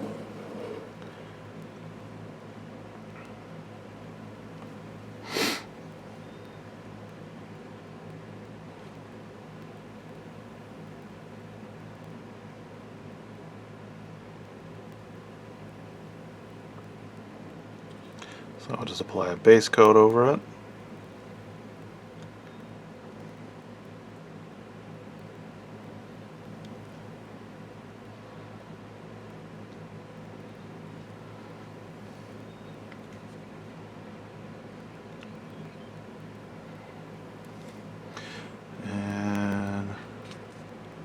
He's got some hair right here in his arms, right above the leather.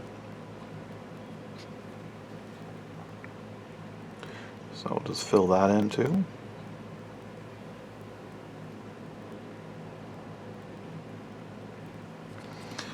Why is that still showing? Is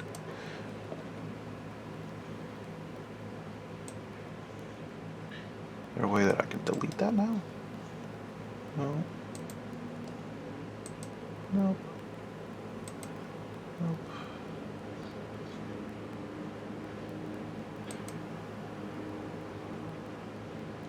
Alright, band. Trying to get rid of this person. Nope.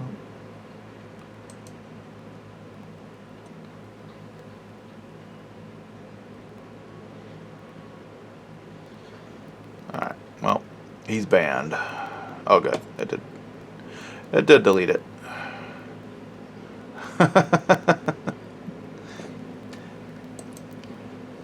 You're famous, beef in the hole. You don't need that. I must be famous if I finally got I got a bot like that. I've been so we're all famous.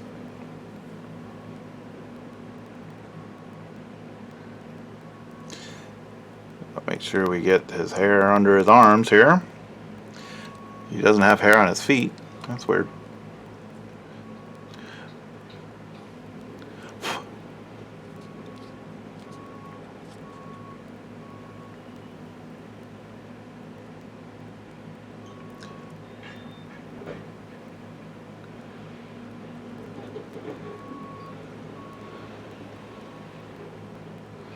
Alright, I think that's all the hair on him. So he's got a little bit of tuft of hair right here in his forearms. The rest is covered by the leather armbands there. Alright.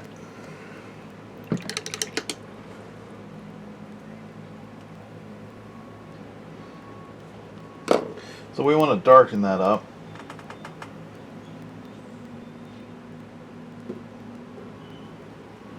Where is it?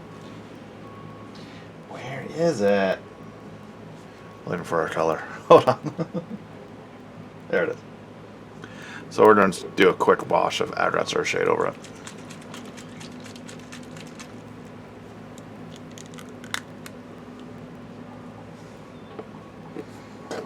Put it on our spot.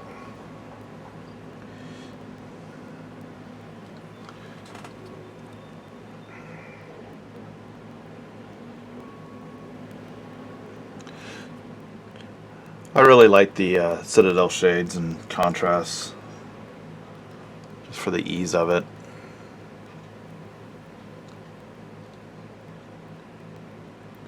Of quick shadows and glazes.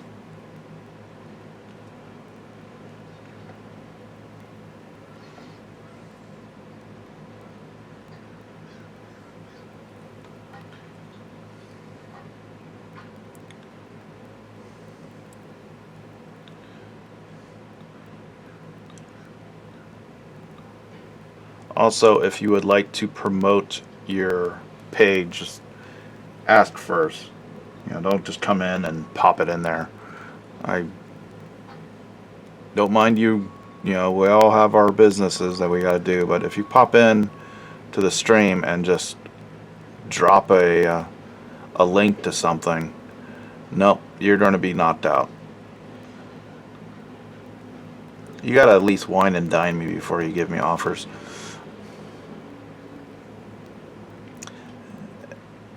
So at least talk in the chat.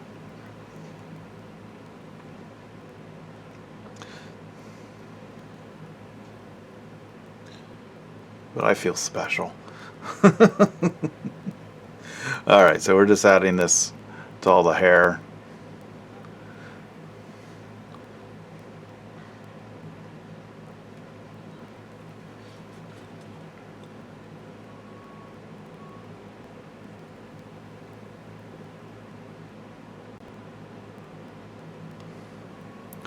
Okay. So we'll let that dry real quick. I'm also going to use this. So I already painted the wolf pelt. Just kind of dab it in here to make it look more dirty. It's a bit too bright for me.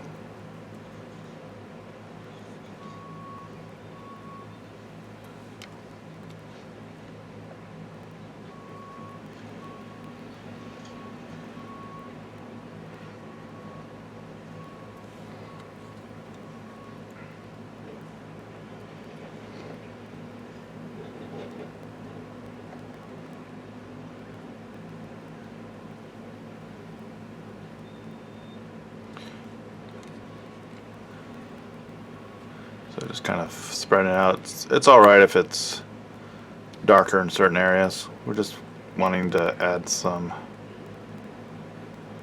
make it look dirty. Here, we'll zoom this back out a bit. There we go. And we'll do the same on his ankles. Here. Dab off some of this. We don't want a whole lot on here.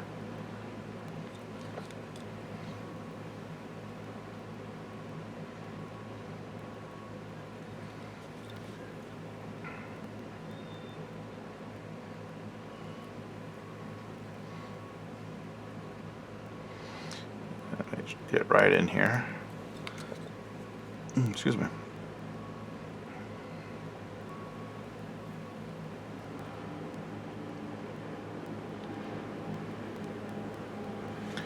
Alright, so that helped dull that down. It was a bit too bright for me. He's not going to have the wolf is not going to be nice and bright.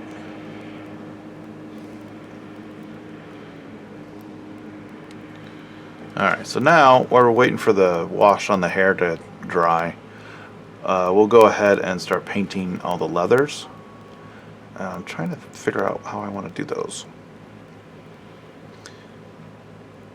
Because the hair is going to be kind of a yellowish brown color, which will be very similar to the wood. Will be a little bit brighter, but it will still be that yellowish tone. We have the straps. I'm thinking like a dark reddish brown might work.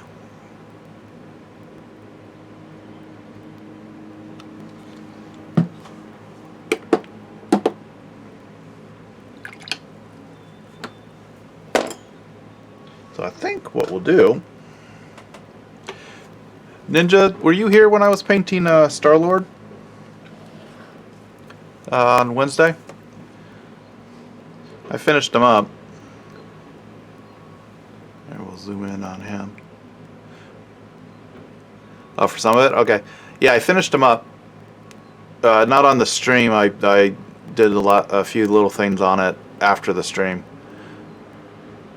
But the majority of him was done on stream.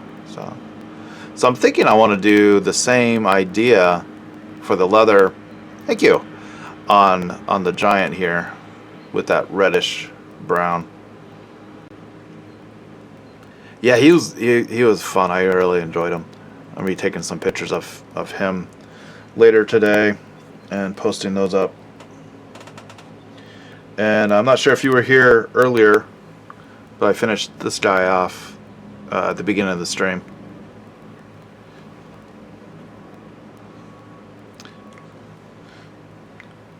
The camera is really washing it. Does not like the yellow. Is really washing that out. So I'll take a good picture of this and post it on my social media stuff. All the fun social media: Facebook, Twitter, Instagram. Thank you. Yeah, I finished him off earlier today. Earlier in the stream. If you want to check that out, feel free to. Okay, so our palette is running out of space here. So we're going to do that same red leather.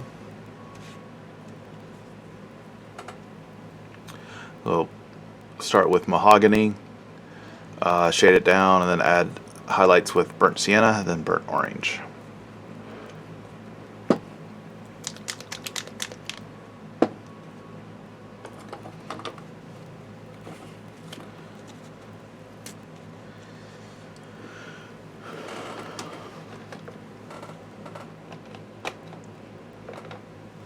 I'll clean off some of this palette here. Just using a makeup brush.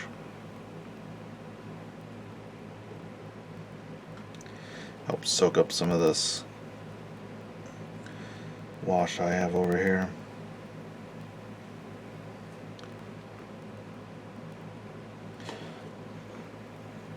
Seem to be making more of a mess than I should.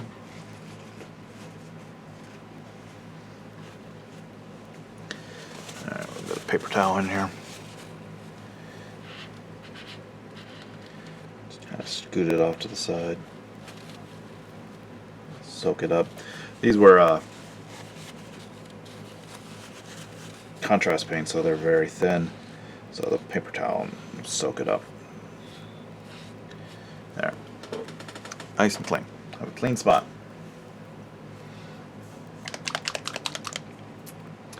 Alright, Ninja. Have a great lunch. We'll see you soon. We'll be back on Monday starting at noon Central Time. So 2 hours to now. Have a good weekend. Stay safe. Alright, so we got some mahogany. Some burnt sienna. Getting water all over the place here.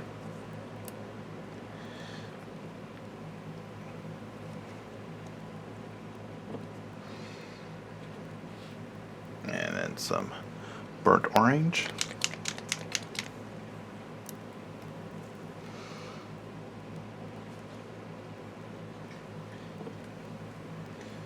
This is a little bit more redder than the skin, but it shouldn't be. It should still be different enough so it doesn't blend in too much.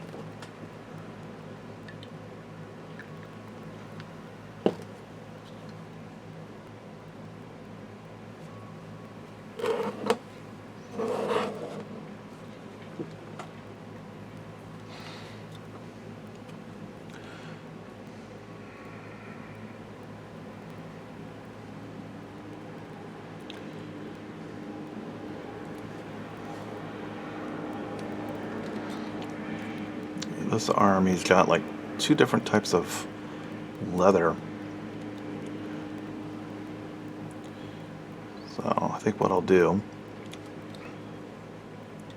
is we'll paint it similar, but we'll paint one, we'll bring more of the highlight into it. Because the final highlights, I'm going to add some of that yellow ochre. And we'll do that on one of these just to help break it up.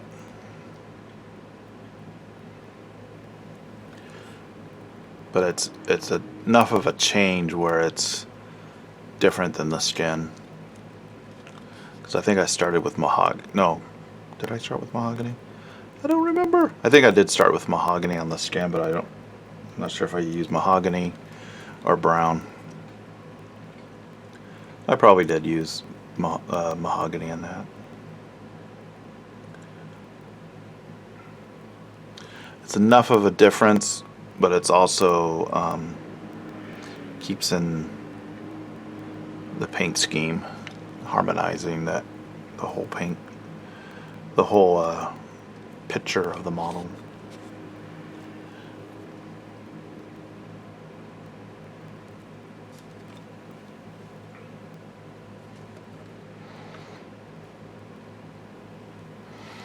So we got these little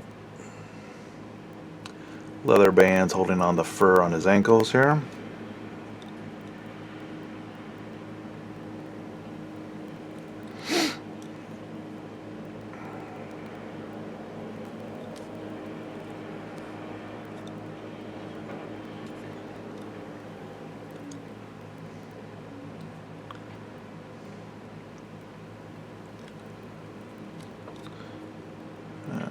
in here. And you know what? I'm going to use this as the base coat for all his nails. Maybe do a mixture of that and the dark umber, and we'll do the nails, make them similar to his teeth, because I'm sure they're not as clean either.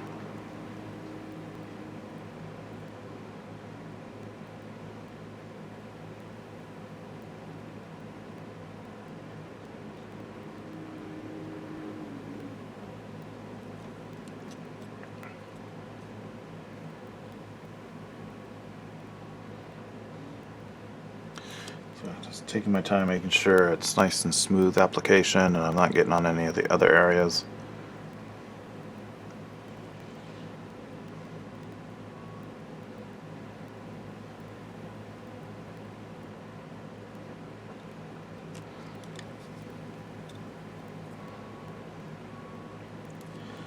This is a great model. It'll be a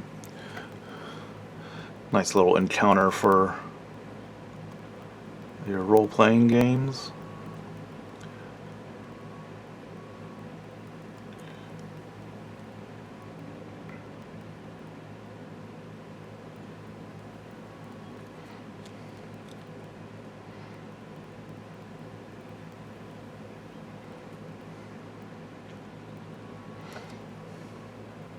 Add it to my other Hill Giant that I have.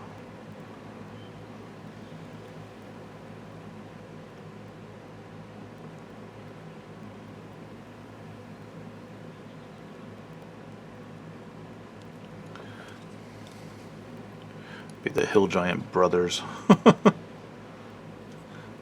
so we'll paint it around on the bone. We'll paint the bone the same as the teeth and nails, so do that in a second.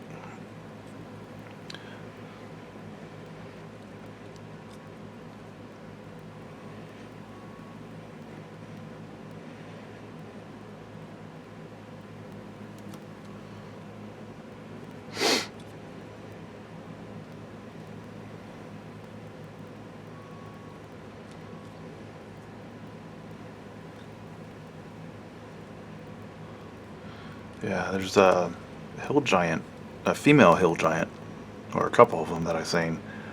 I'll have to pick up those just to add to the family of Hill Giants. I have no real use of them, but I will make a use of them when they start playing D&D, making an encounter with them. Alright, so I'll just add this here on the... So I'm guessing these are bone. They're not metal, so we'll just paint them as bone.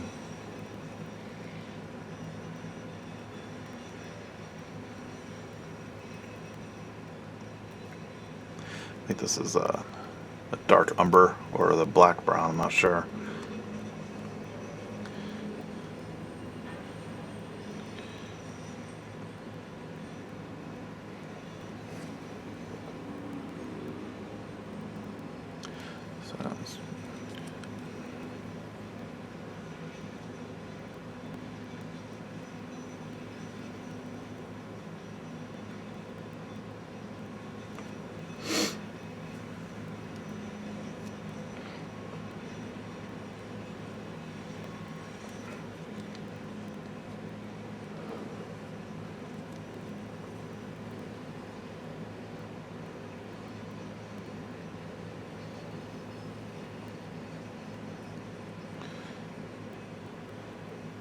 Alrighty.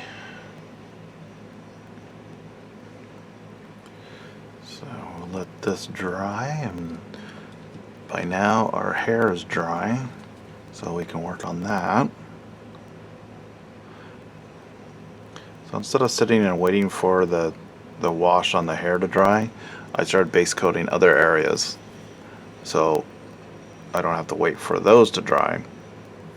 So by the time I'm done working on the hair, those areas are dry, and I can do like a wash on that, or start working on those when I'm done.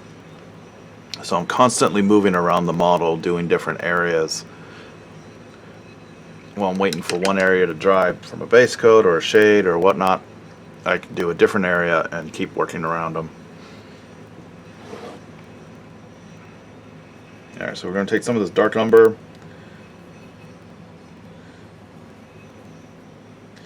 some of the mahogany, and we'll dab of that yellow ochre.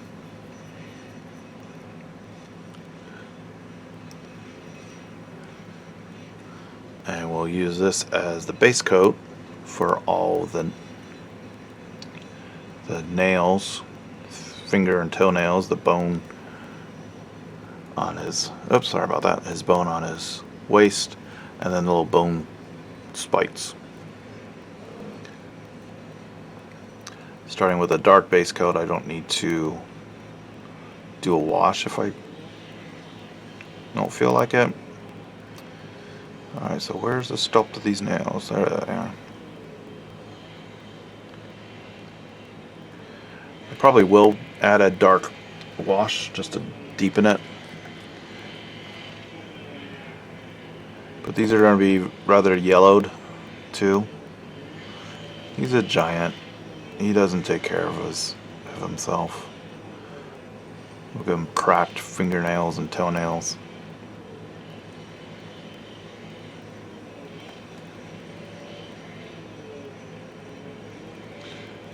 So right here on the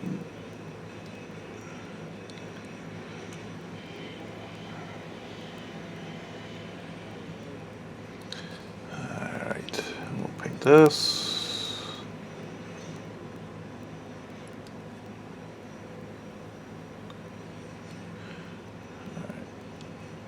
I need to, yeah. We'll use this to paint in the eyes on the wolf pelt.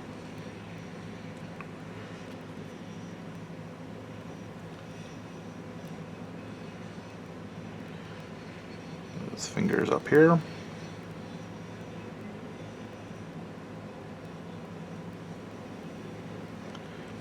And then we'll paint these bits.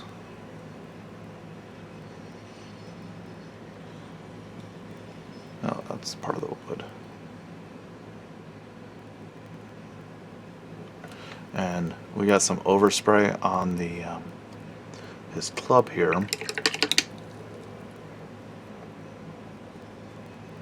We'll just take some of that dark umber and paint that in. Yeah, we'll give a wash over all this, help deepen it up.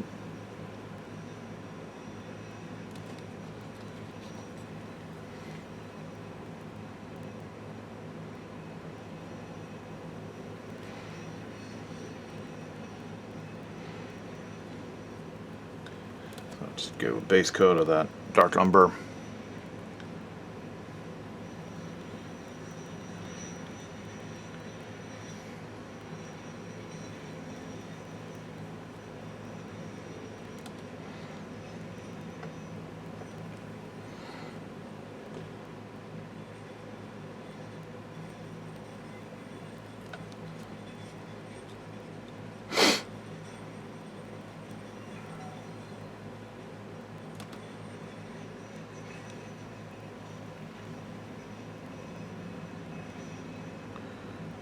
Righty.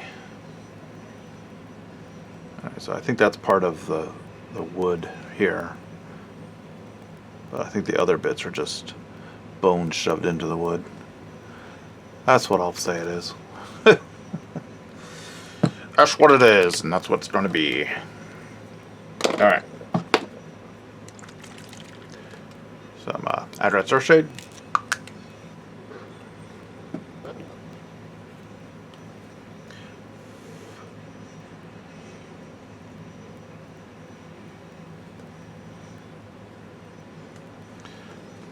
We'll start at the bottom, so I'm waiting for this area up here to dry.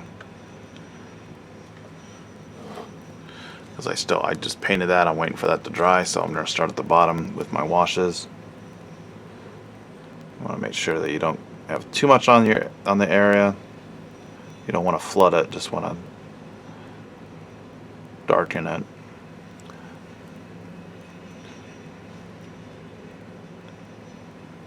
We're also going to paint a line to separate the fur trim here and the skin.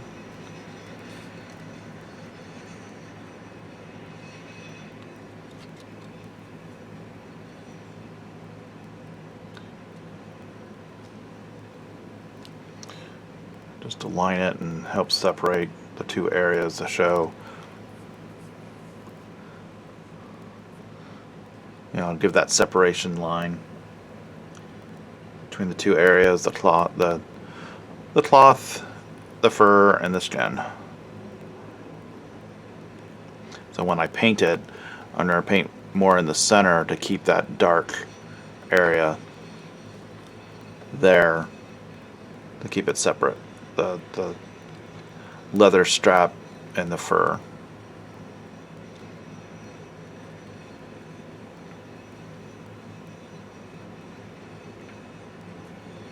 I like to use a dark brown for the lining instead of a black. Once again, wanting to have it look more natural, using a black line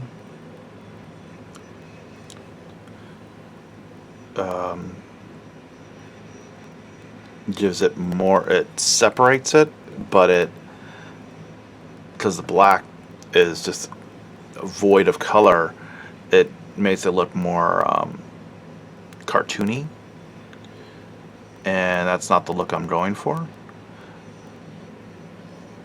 If I was doing, you know, that comic book style for the Marvel superheroes, or, you know, just in general anime type thing, then I would do that. I like to have that dark brown, or even the blue black, like a bluish black tone is okay, because it's not a pure black, so it's not basically sucking the color out.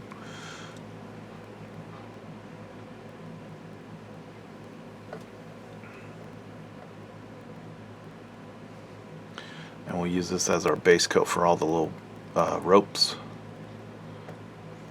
And then we'll highlight that up with the yellow ochre. It's a very limited palette of what I'm using. That speeds up the painting process because I don't have to have a bunch of different colors.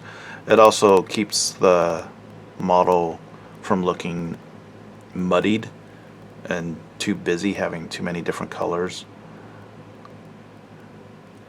So I mean, I have the skin tone, which is kind of a, you know, your flesh reddish tones, purple tones. Then I have a dark reddish brown for the leathers. To contrast with that warm red, we have a bluish gray and white for the fur.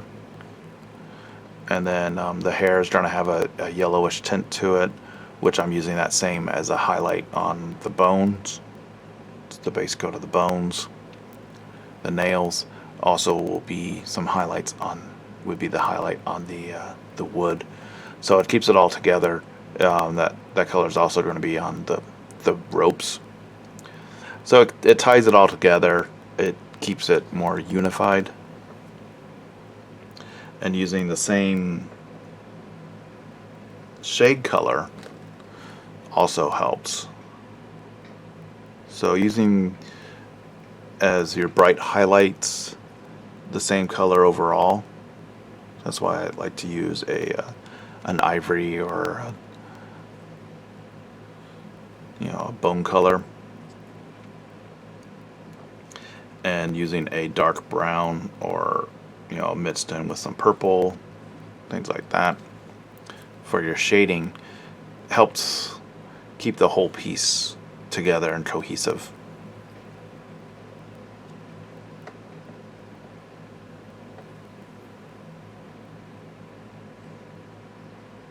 So we'll darken up the bone here. Gonna add some more shadowing with the this agriculture shade on the pelt, just to make it look more grungy and dirty, blended in with the rest of the model. Because that is it's really bright, stark contrast. So we don't want that bright white. So adding, washes and glazes of the brown and the purple also ties it in with the rest of the model, but it helps grungy it up.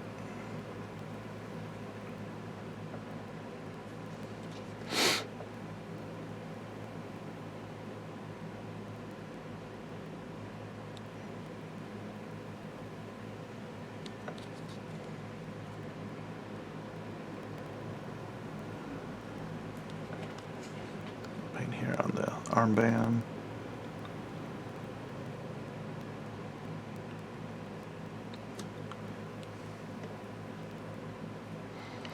And I forgot this over here.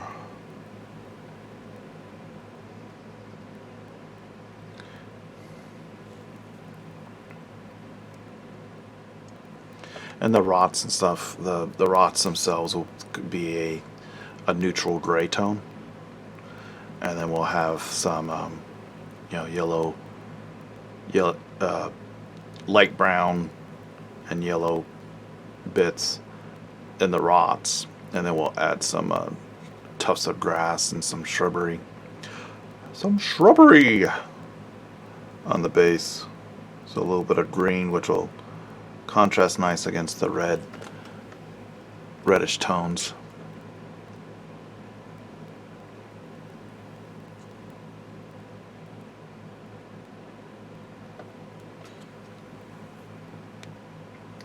Be very similar, excuse my arm in front of the camera, to Saruman here. So he's got kind of that gray stone there that the horse is standing on. We got some grass, and then some little bits of shrub there.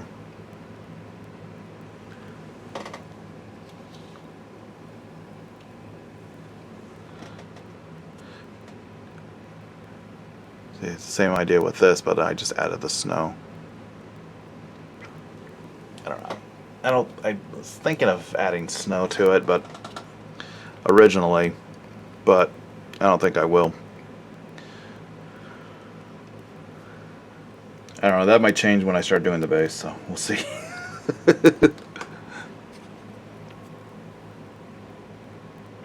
We're going to save the base for another time. Probably finish it off.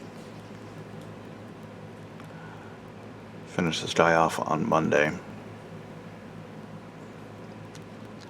But we'll see.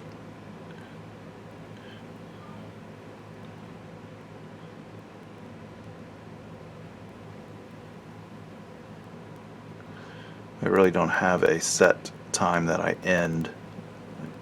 I've already done about 2.5 hours, so we'll see how it goes.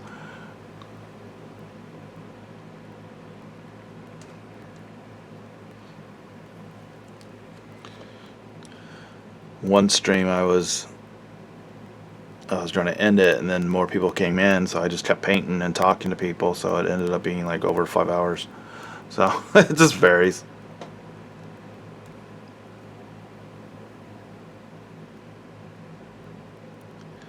Alright, so we'll also use this color in between the fingers.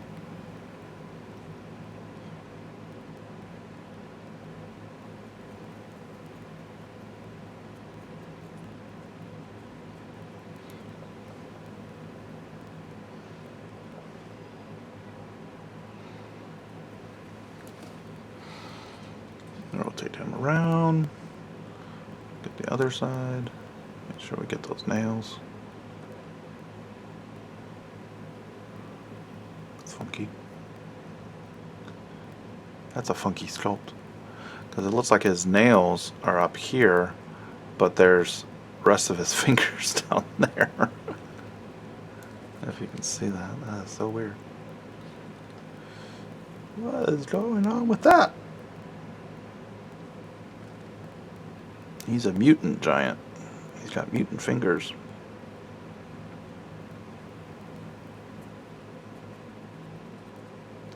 Alright. So we got all the shading of those colors on there.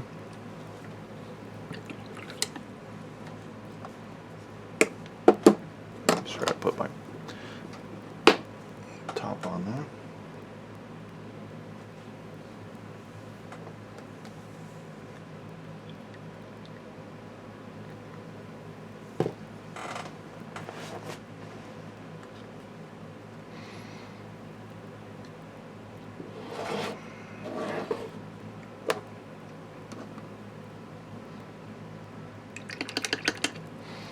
Alright, so we'll go ahead and we'll start highlighting up his hair. So I do want to add in some light umber onto my palette here.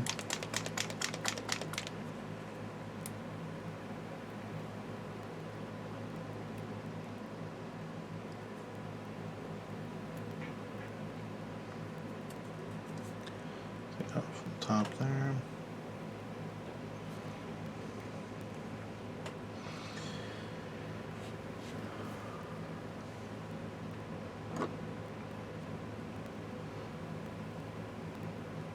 As we want more of a dirty blonde look to him. So we'll start adding some light umber, keeping that dark umber in the recesses. And just start painting very thin lines.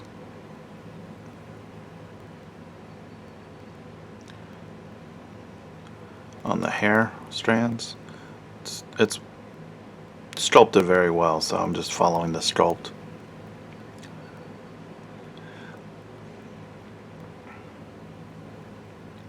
Keeping the dark recesses, so just bringing it closer. So about halfway on the hair strand to the edge. So he's got some mullet chops here.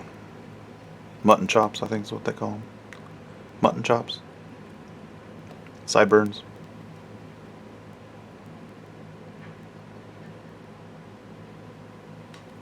He's also got some eyebrows. They sculpted eyebrows on him. Usually they don't.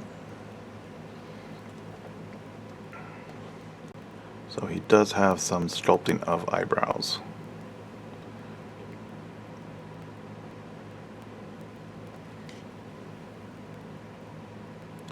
So we'll paint that in real quick.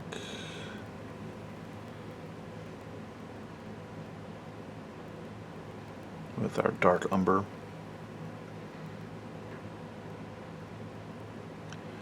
So nice when they sculpt the eyebrows and you just follow that. Alright, back to dark, light umber. Sorry, the light umber.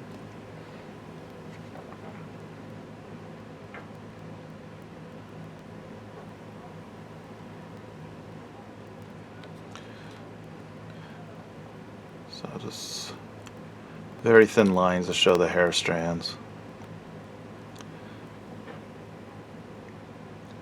It's kind of just a mop of hair on them.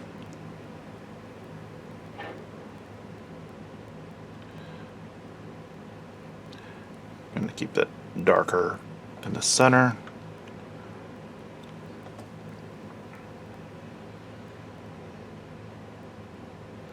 And down at the bottom here, where it meets his shoulders.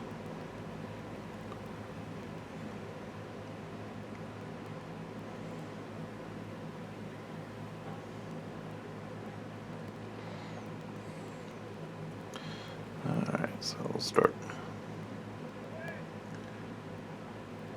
Doing the other sideburn here. His mutton chops, mullet chops. Are they mutton chops or mullet chops? I wonder. Gonna do his eyebrows.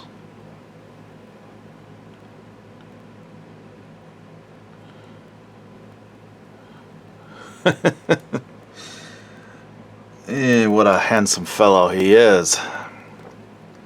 Alright, we can't forget his little patch of hair here on his chest.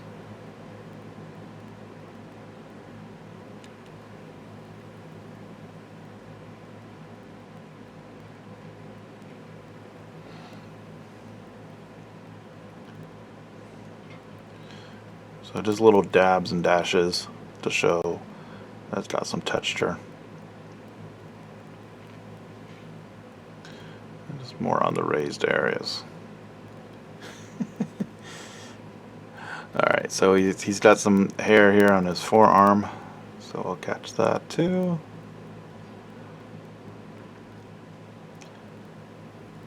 I think it'd been really cool if they sculpted some hair on his back. That would have been really funny.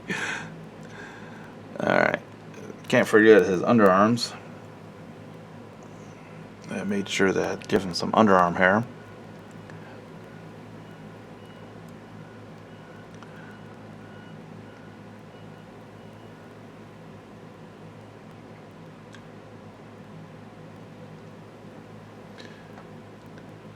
Never thought I'd be painting underarm hair on a video of me painting underarm hair.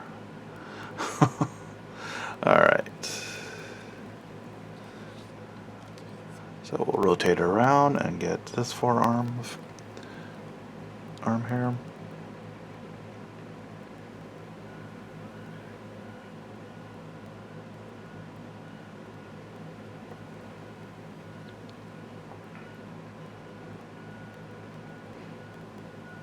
Keeping the darker color in the in the shadows, just picking out the raised areas, adding little dashes to help show more hair texture. Alright, so it's just those few areas there. Okay. Now we're going to add some of this yellow ochre into that mix. Roughly 1 to 1. And we'll get color like that. A darker yellowish tone. And we just apply it more towards the edges of the hair. So half of what area going towards the edge, what I did before. I'm going to add some dark shadowing right there in the center just to help deepen it up. A little bit on the eyebrows.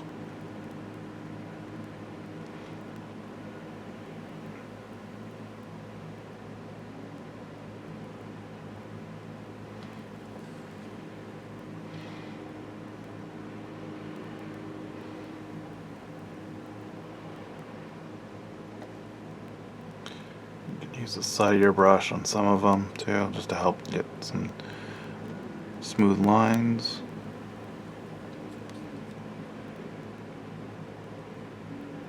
But I'm going to go back in with the Address Earth Shade just to help darken some of the shadows. Make sure we get his chops here, his sideburns.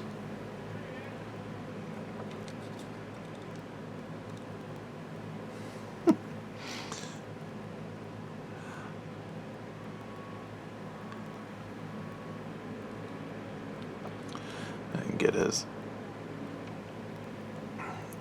patch of hair here.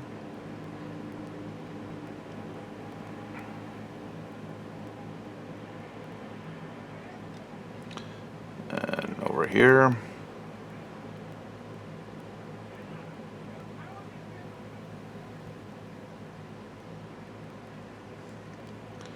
Get the forearms. So just going back to all the other areas. Just making it a little bit brighter, adding more color to it. Alright.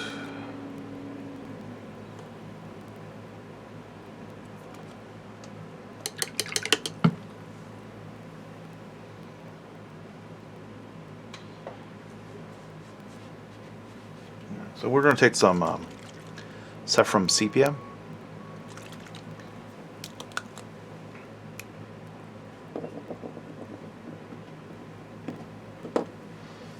And we'll do a thin layer of that over it.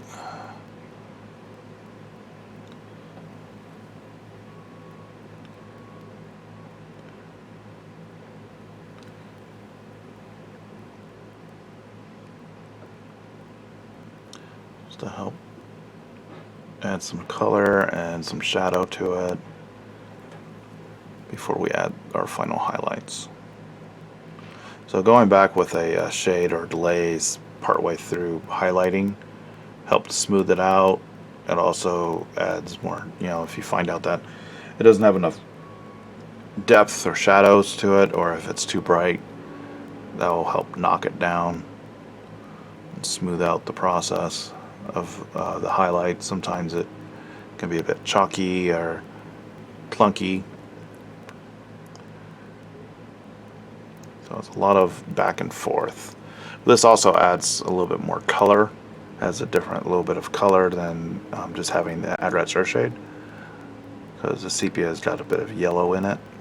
It's a yellowish brown tone, so it'll help make it look more sandy, blonde, dirty blonde. So this is also great to put over when you're painting wood grain, which I'll be doing on this. Brighten it up really bright and then putting this over it to kind of bring it back down.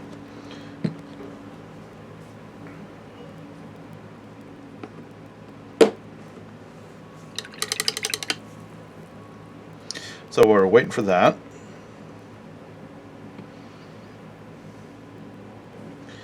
We're going to use the same mixture of that yellow ochre and light umber for our first start of highlights on the bone.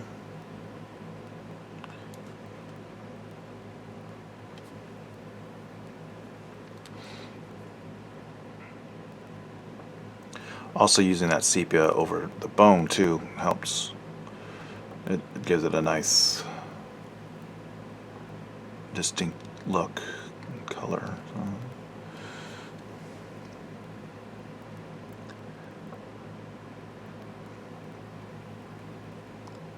I'll just bring down the color down here. We want it, just doing very thin lines to show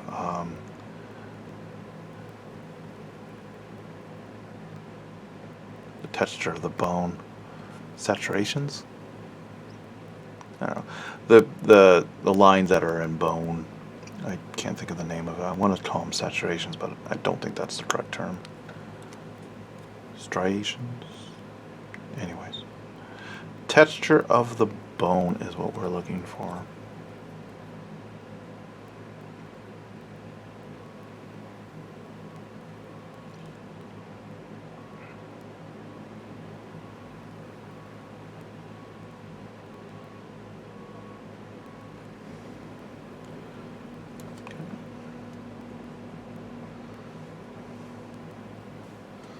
We'll add a little bit more yellow ochre into that for the nails. So on the nails, I'm also going to do that same thing where it's just I'm bringing very thin lines and connecting them up towards the tip of the nail or the edge of the nail to make it look like the toenails are chipped.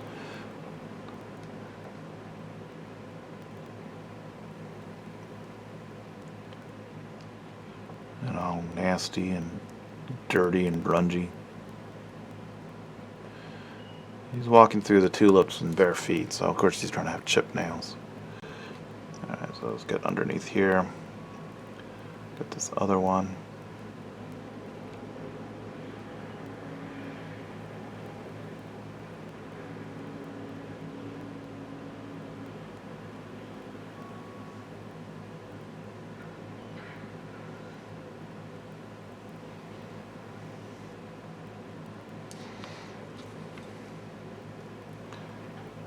just very thin lines and bringing them close to the edge and kind of connecting them. It just makes the nails look like they're cracked and chipped and dirty. And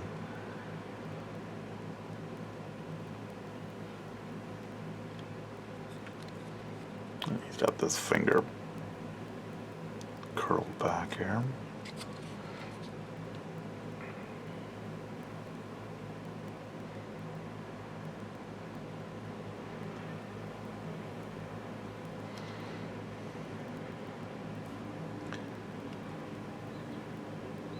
It's just very weird. It's like the, okay, so it's like this part on the thumb, the bottom part of the finger, and then there's the nail. It just looks really weird how this is.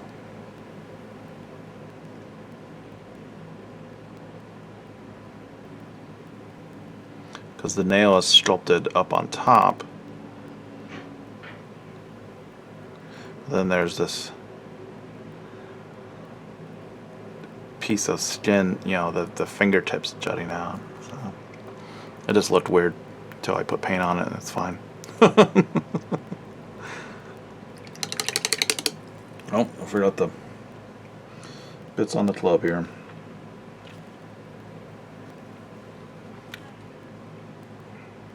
So we're doing the same here, just painting very thin lines, bringing it to the tip. So just like little triangles.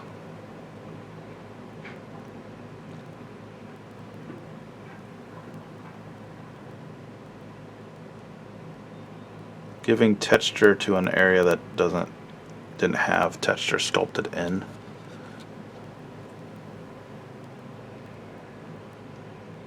It's a very smooth area, so doing this makes it look like there's grooves.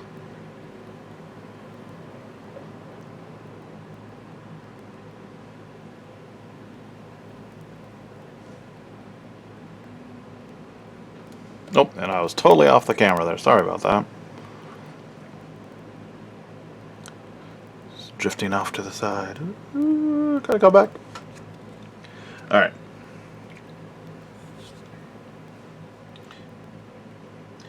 So now we're going to go straight yellow ochre for this area, like we did on his teeth.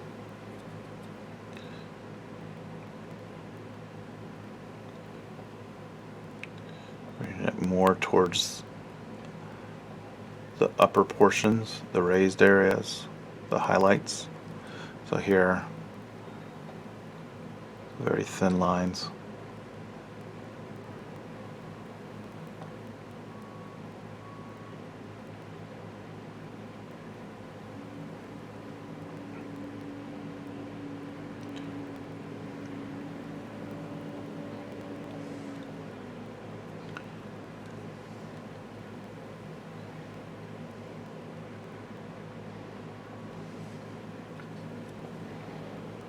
Same on the toenails. So half of where I'm at I start of the previous, and then just bringing it closer to the edge.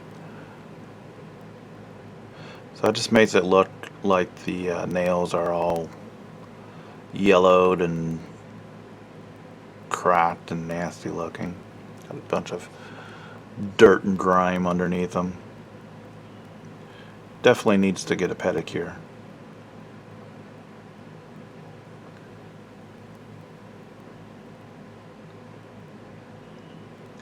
So it's these little extra details that make them stand out more. Gives a story to your model.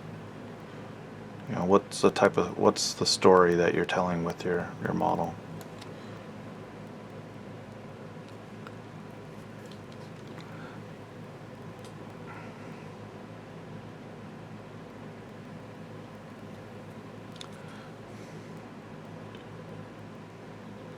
So just all the little details help.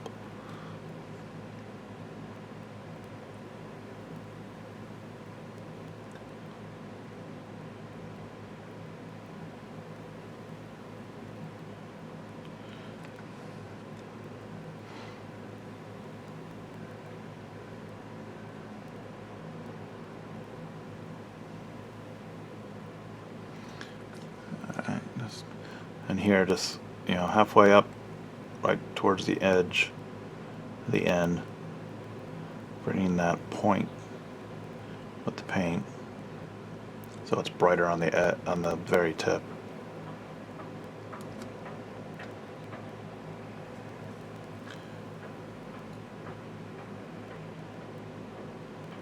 There we go.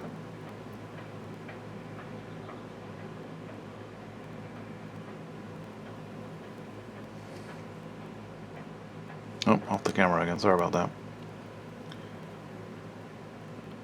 Getting rolled. That detail.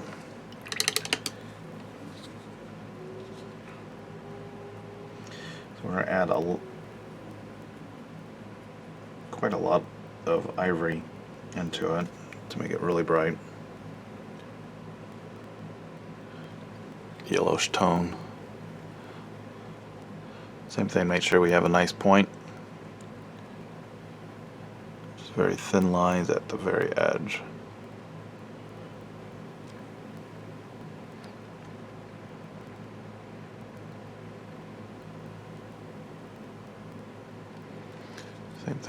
Same thing here on the bone around his waist.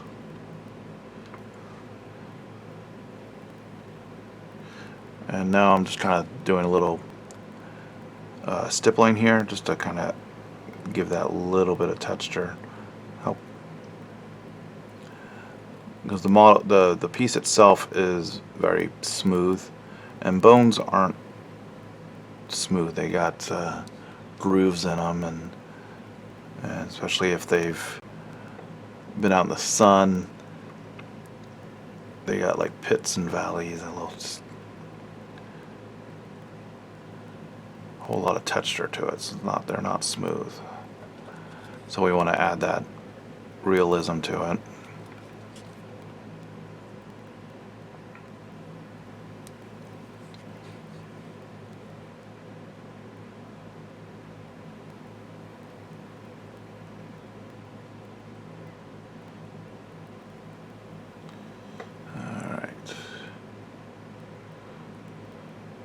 So this is done a bit too yellow, so now adding some more ivory to the bones portions will make it look like they're like almost sun bleached.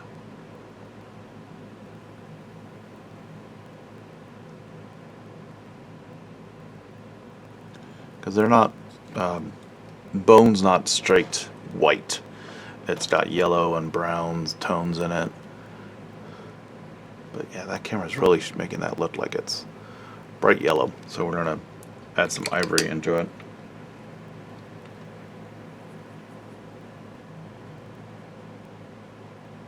With just a hint of the yellow ochre. So it's got a hint of that yellow in there.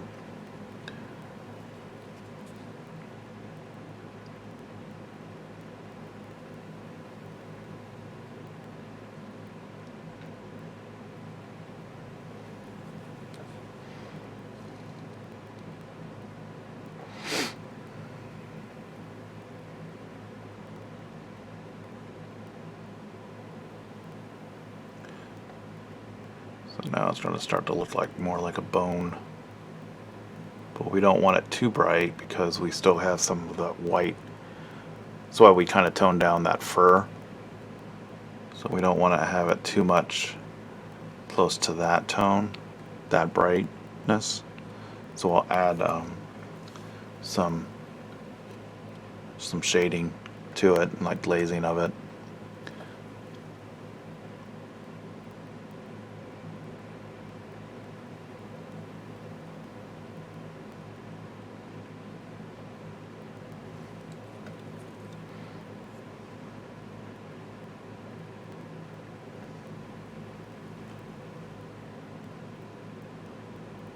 Just a little bit more there. Alright.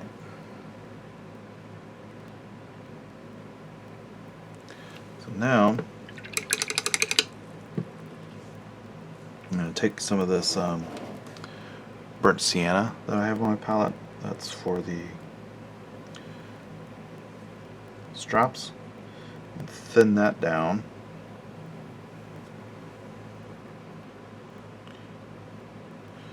To where it's just a thin glaze almost. Thin it down a little bit more.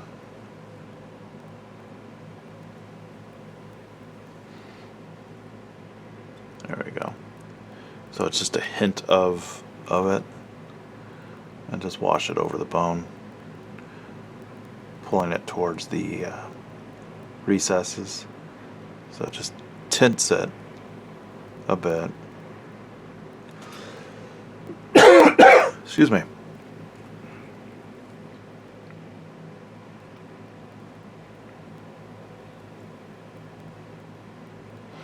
And this also helps smooth out any of the lines. It's not so chalky.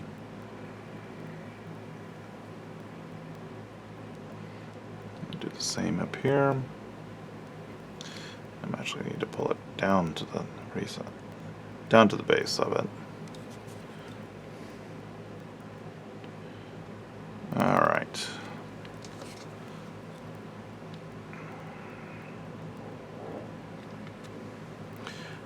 And it also kind of separates it a bit and tone shift to the nails and the teeth. So if you have two areas that are roughly the same buildup of colors, adding a glaze, a colored glaze, or a different type of wash over the finished area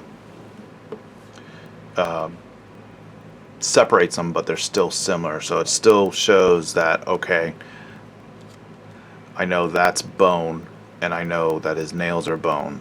They're the same, but they're slightly different. Just adds a little bit of variety to it. Let's add some more water to my palette, starting to dry up. You can tell by the paper on the edge. Alright, what time we at? We're at 3 o'clock. Alright.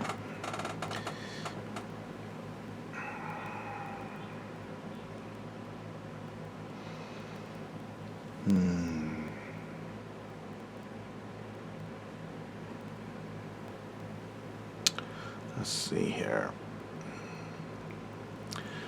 Right now I'm happy with how the hair looks. I might go back and add some more highlights.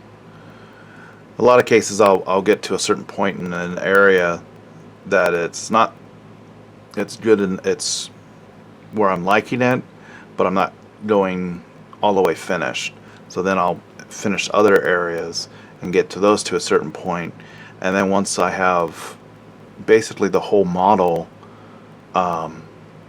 finished to a point, I can go back and add highlights and shadows to help tie it together.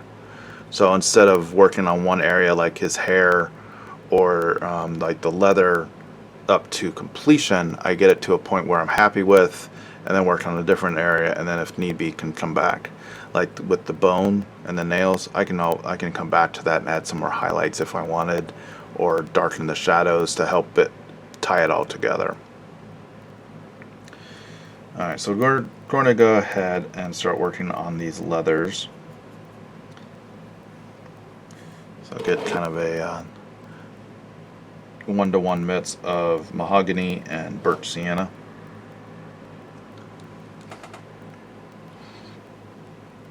And we'll start up here on the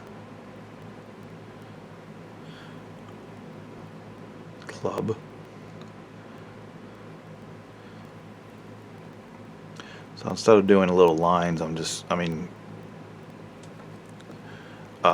painting the edges, I'm drawing little lines towards the edge to give it, once again, that texture highlight that I like.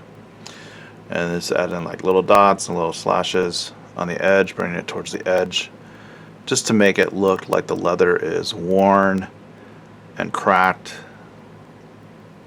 weathered. Can't quite see it at this stage because it's still kind of dark with the highlight, but we're building up that texture. I mean, I'm already highlighting that area and using these little stippling technique slash hash marks, not hash marks. Hash marks is this. Not doing that, but just, you know, little things like that and little dots adds to making it look real for a small little model, giving that impression of realism. I'm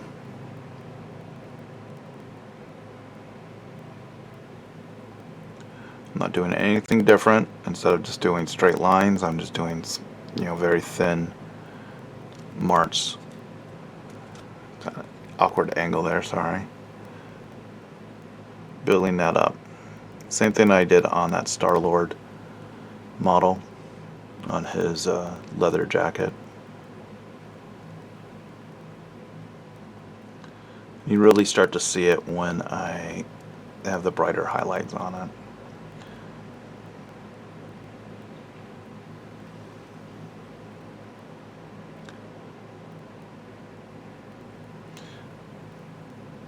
And I'm working really fast across the area, because all I'm doing is just going down instead of a line. You know, instead of that. It looks more appealing, more interesting.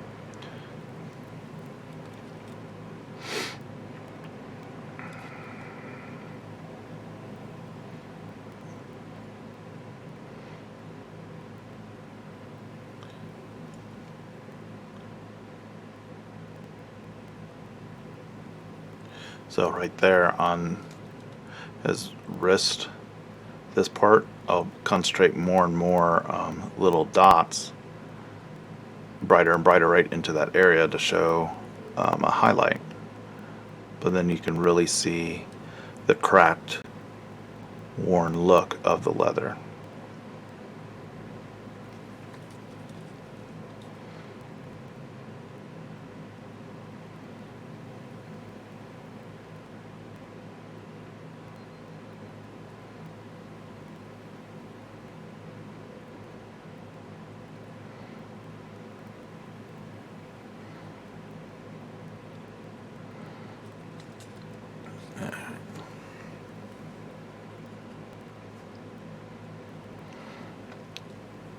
And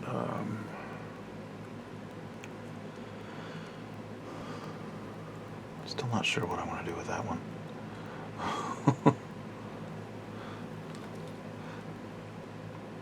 So I'm tempted to paint it like a bluish gray, but I'm not sure.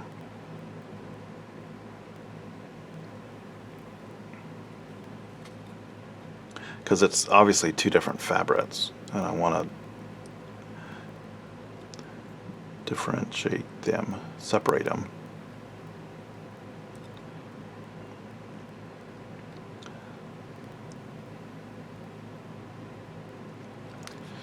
So I'll leave it where I'll leave it the color, the base color that it is now, and then see what when I get all this done. So you want to keep your brush have a nice tip on it.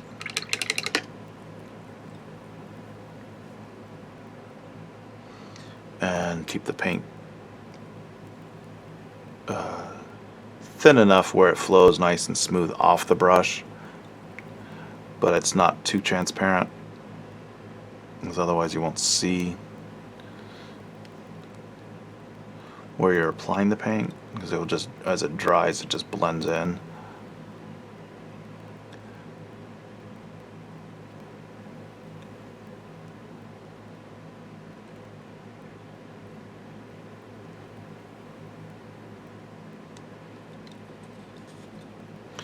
So rotating around, get underneath here.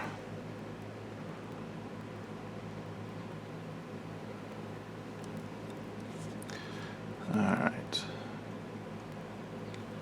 now we'll start on his belt.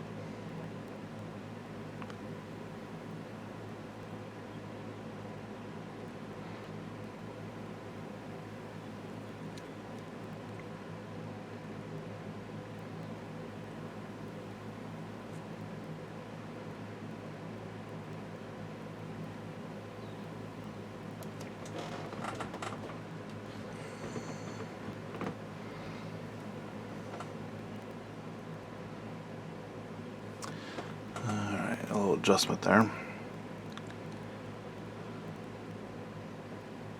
It's sitting a bit too long here.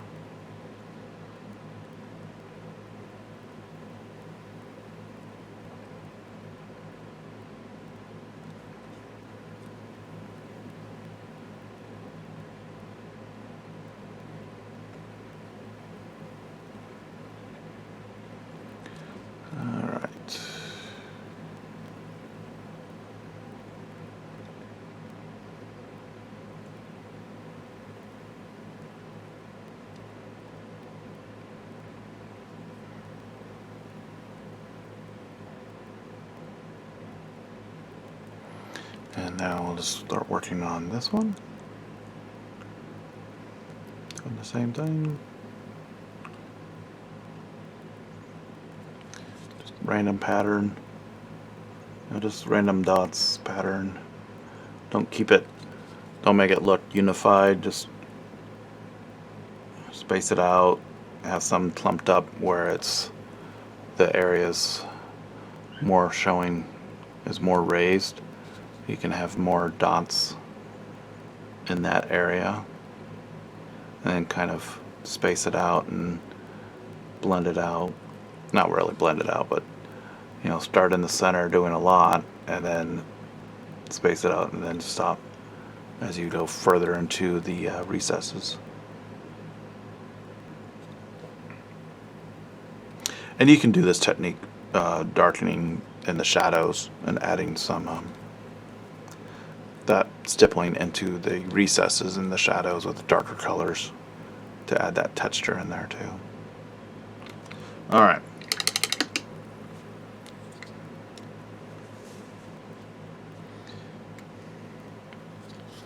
Now we're going to go with our burnt sienna pure.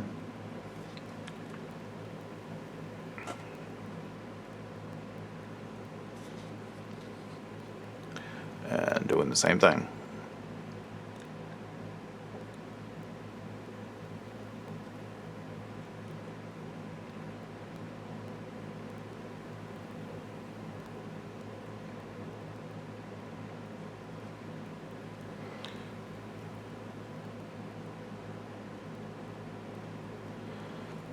Alright, so I'm just going to finish the burnt sienna here on the club.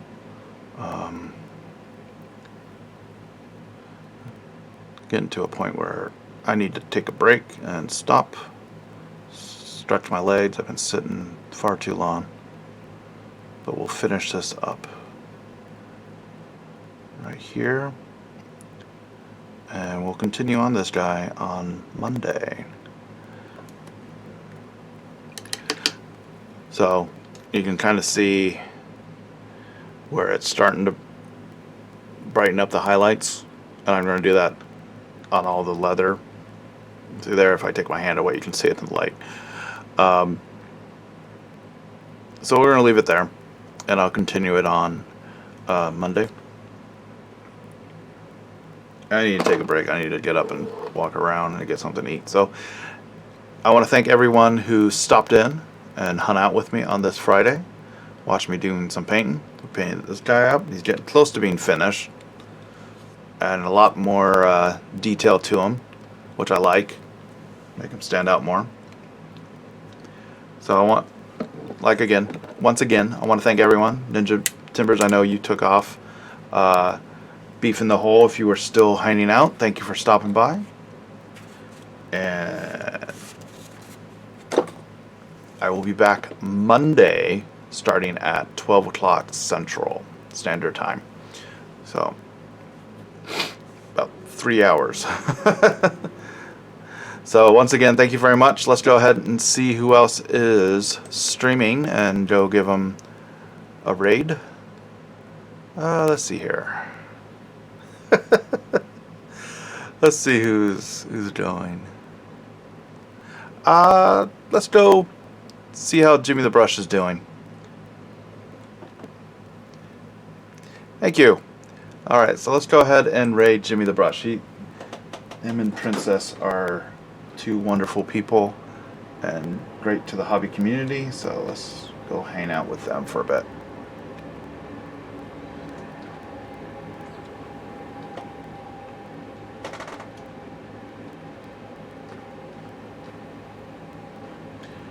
sure I got this typed in correctly. There we go. Alright. On our way. Alright, we'll see you guys on Monday. Have a great weekend. Stay safe.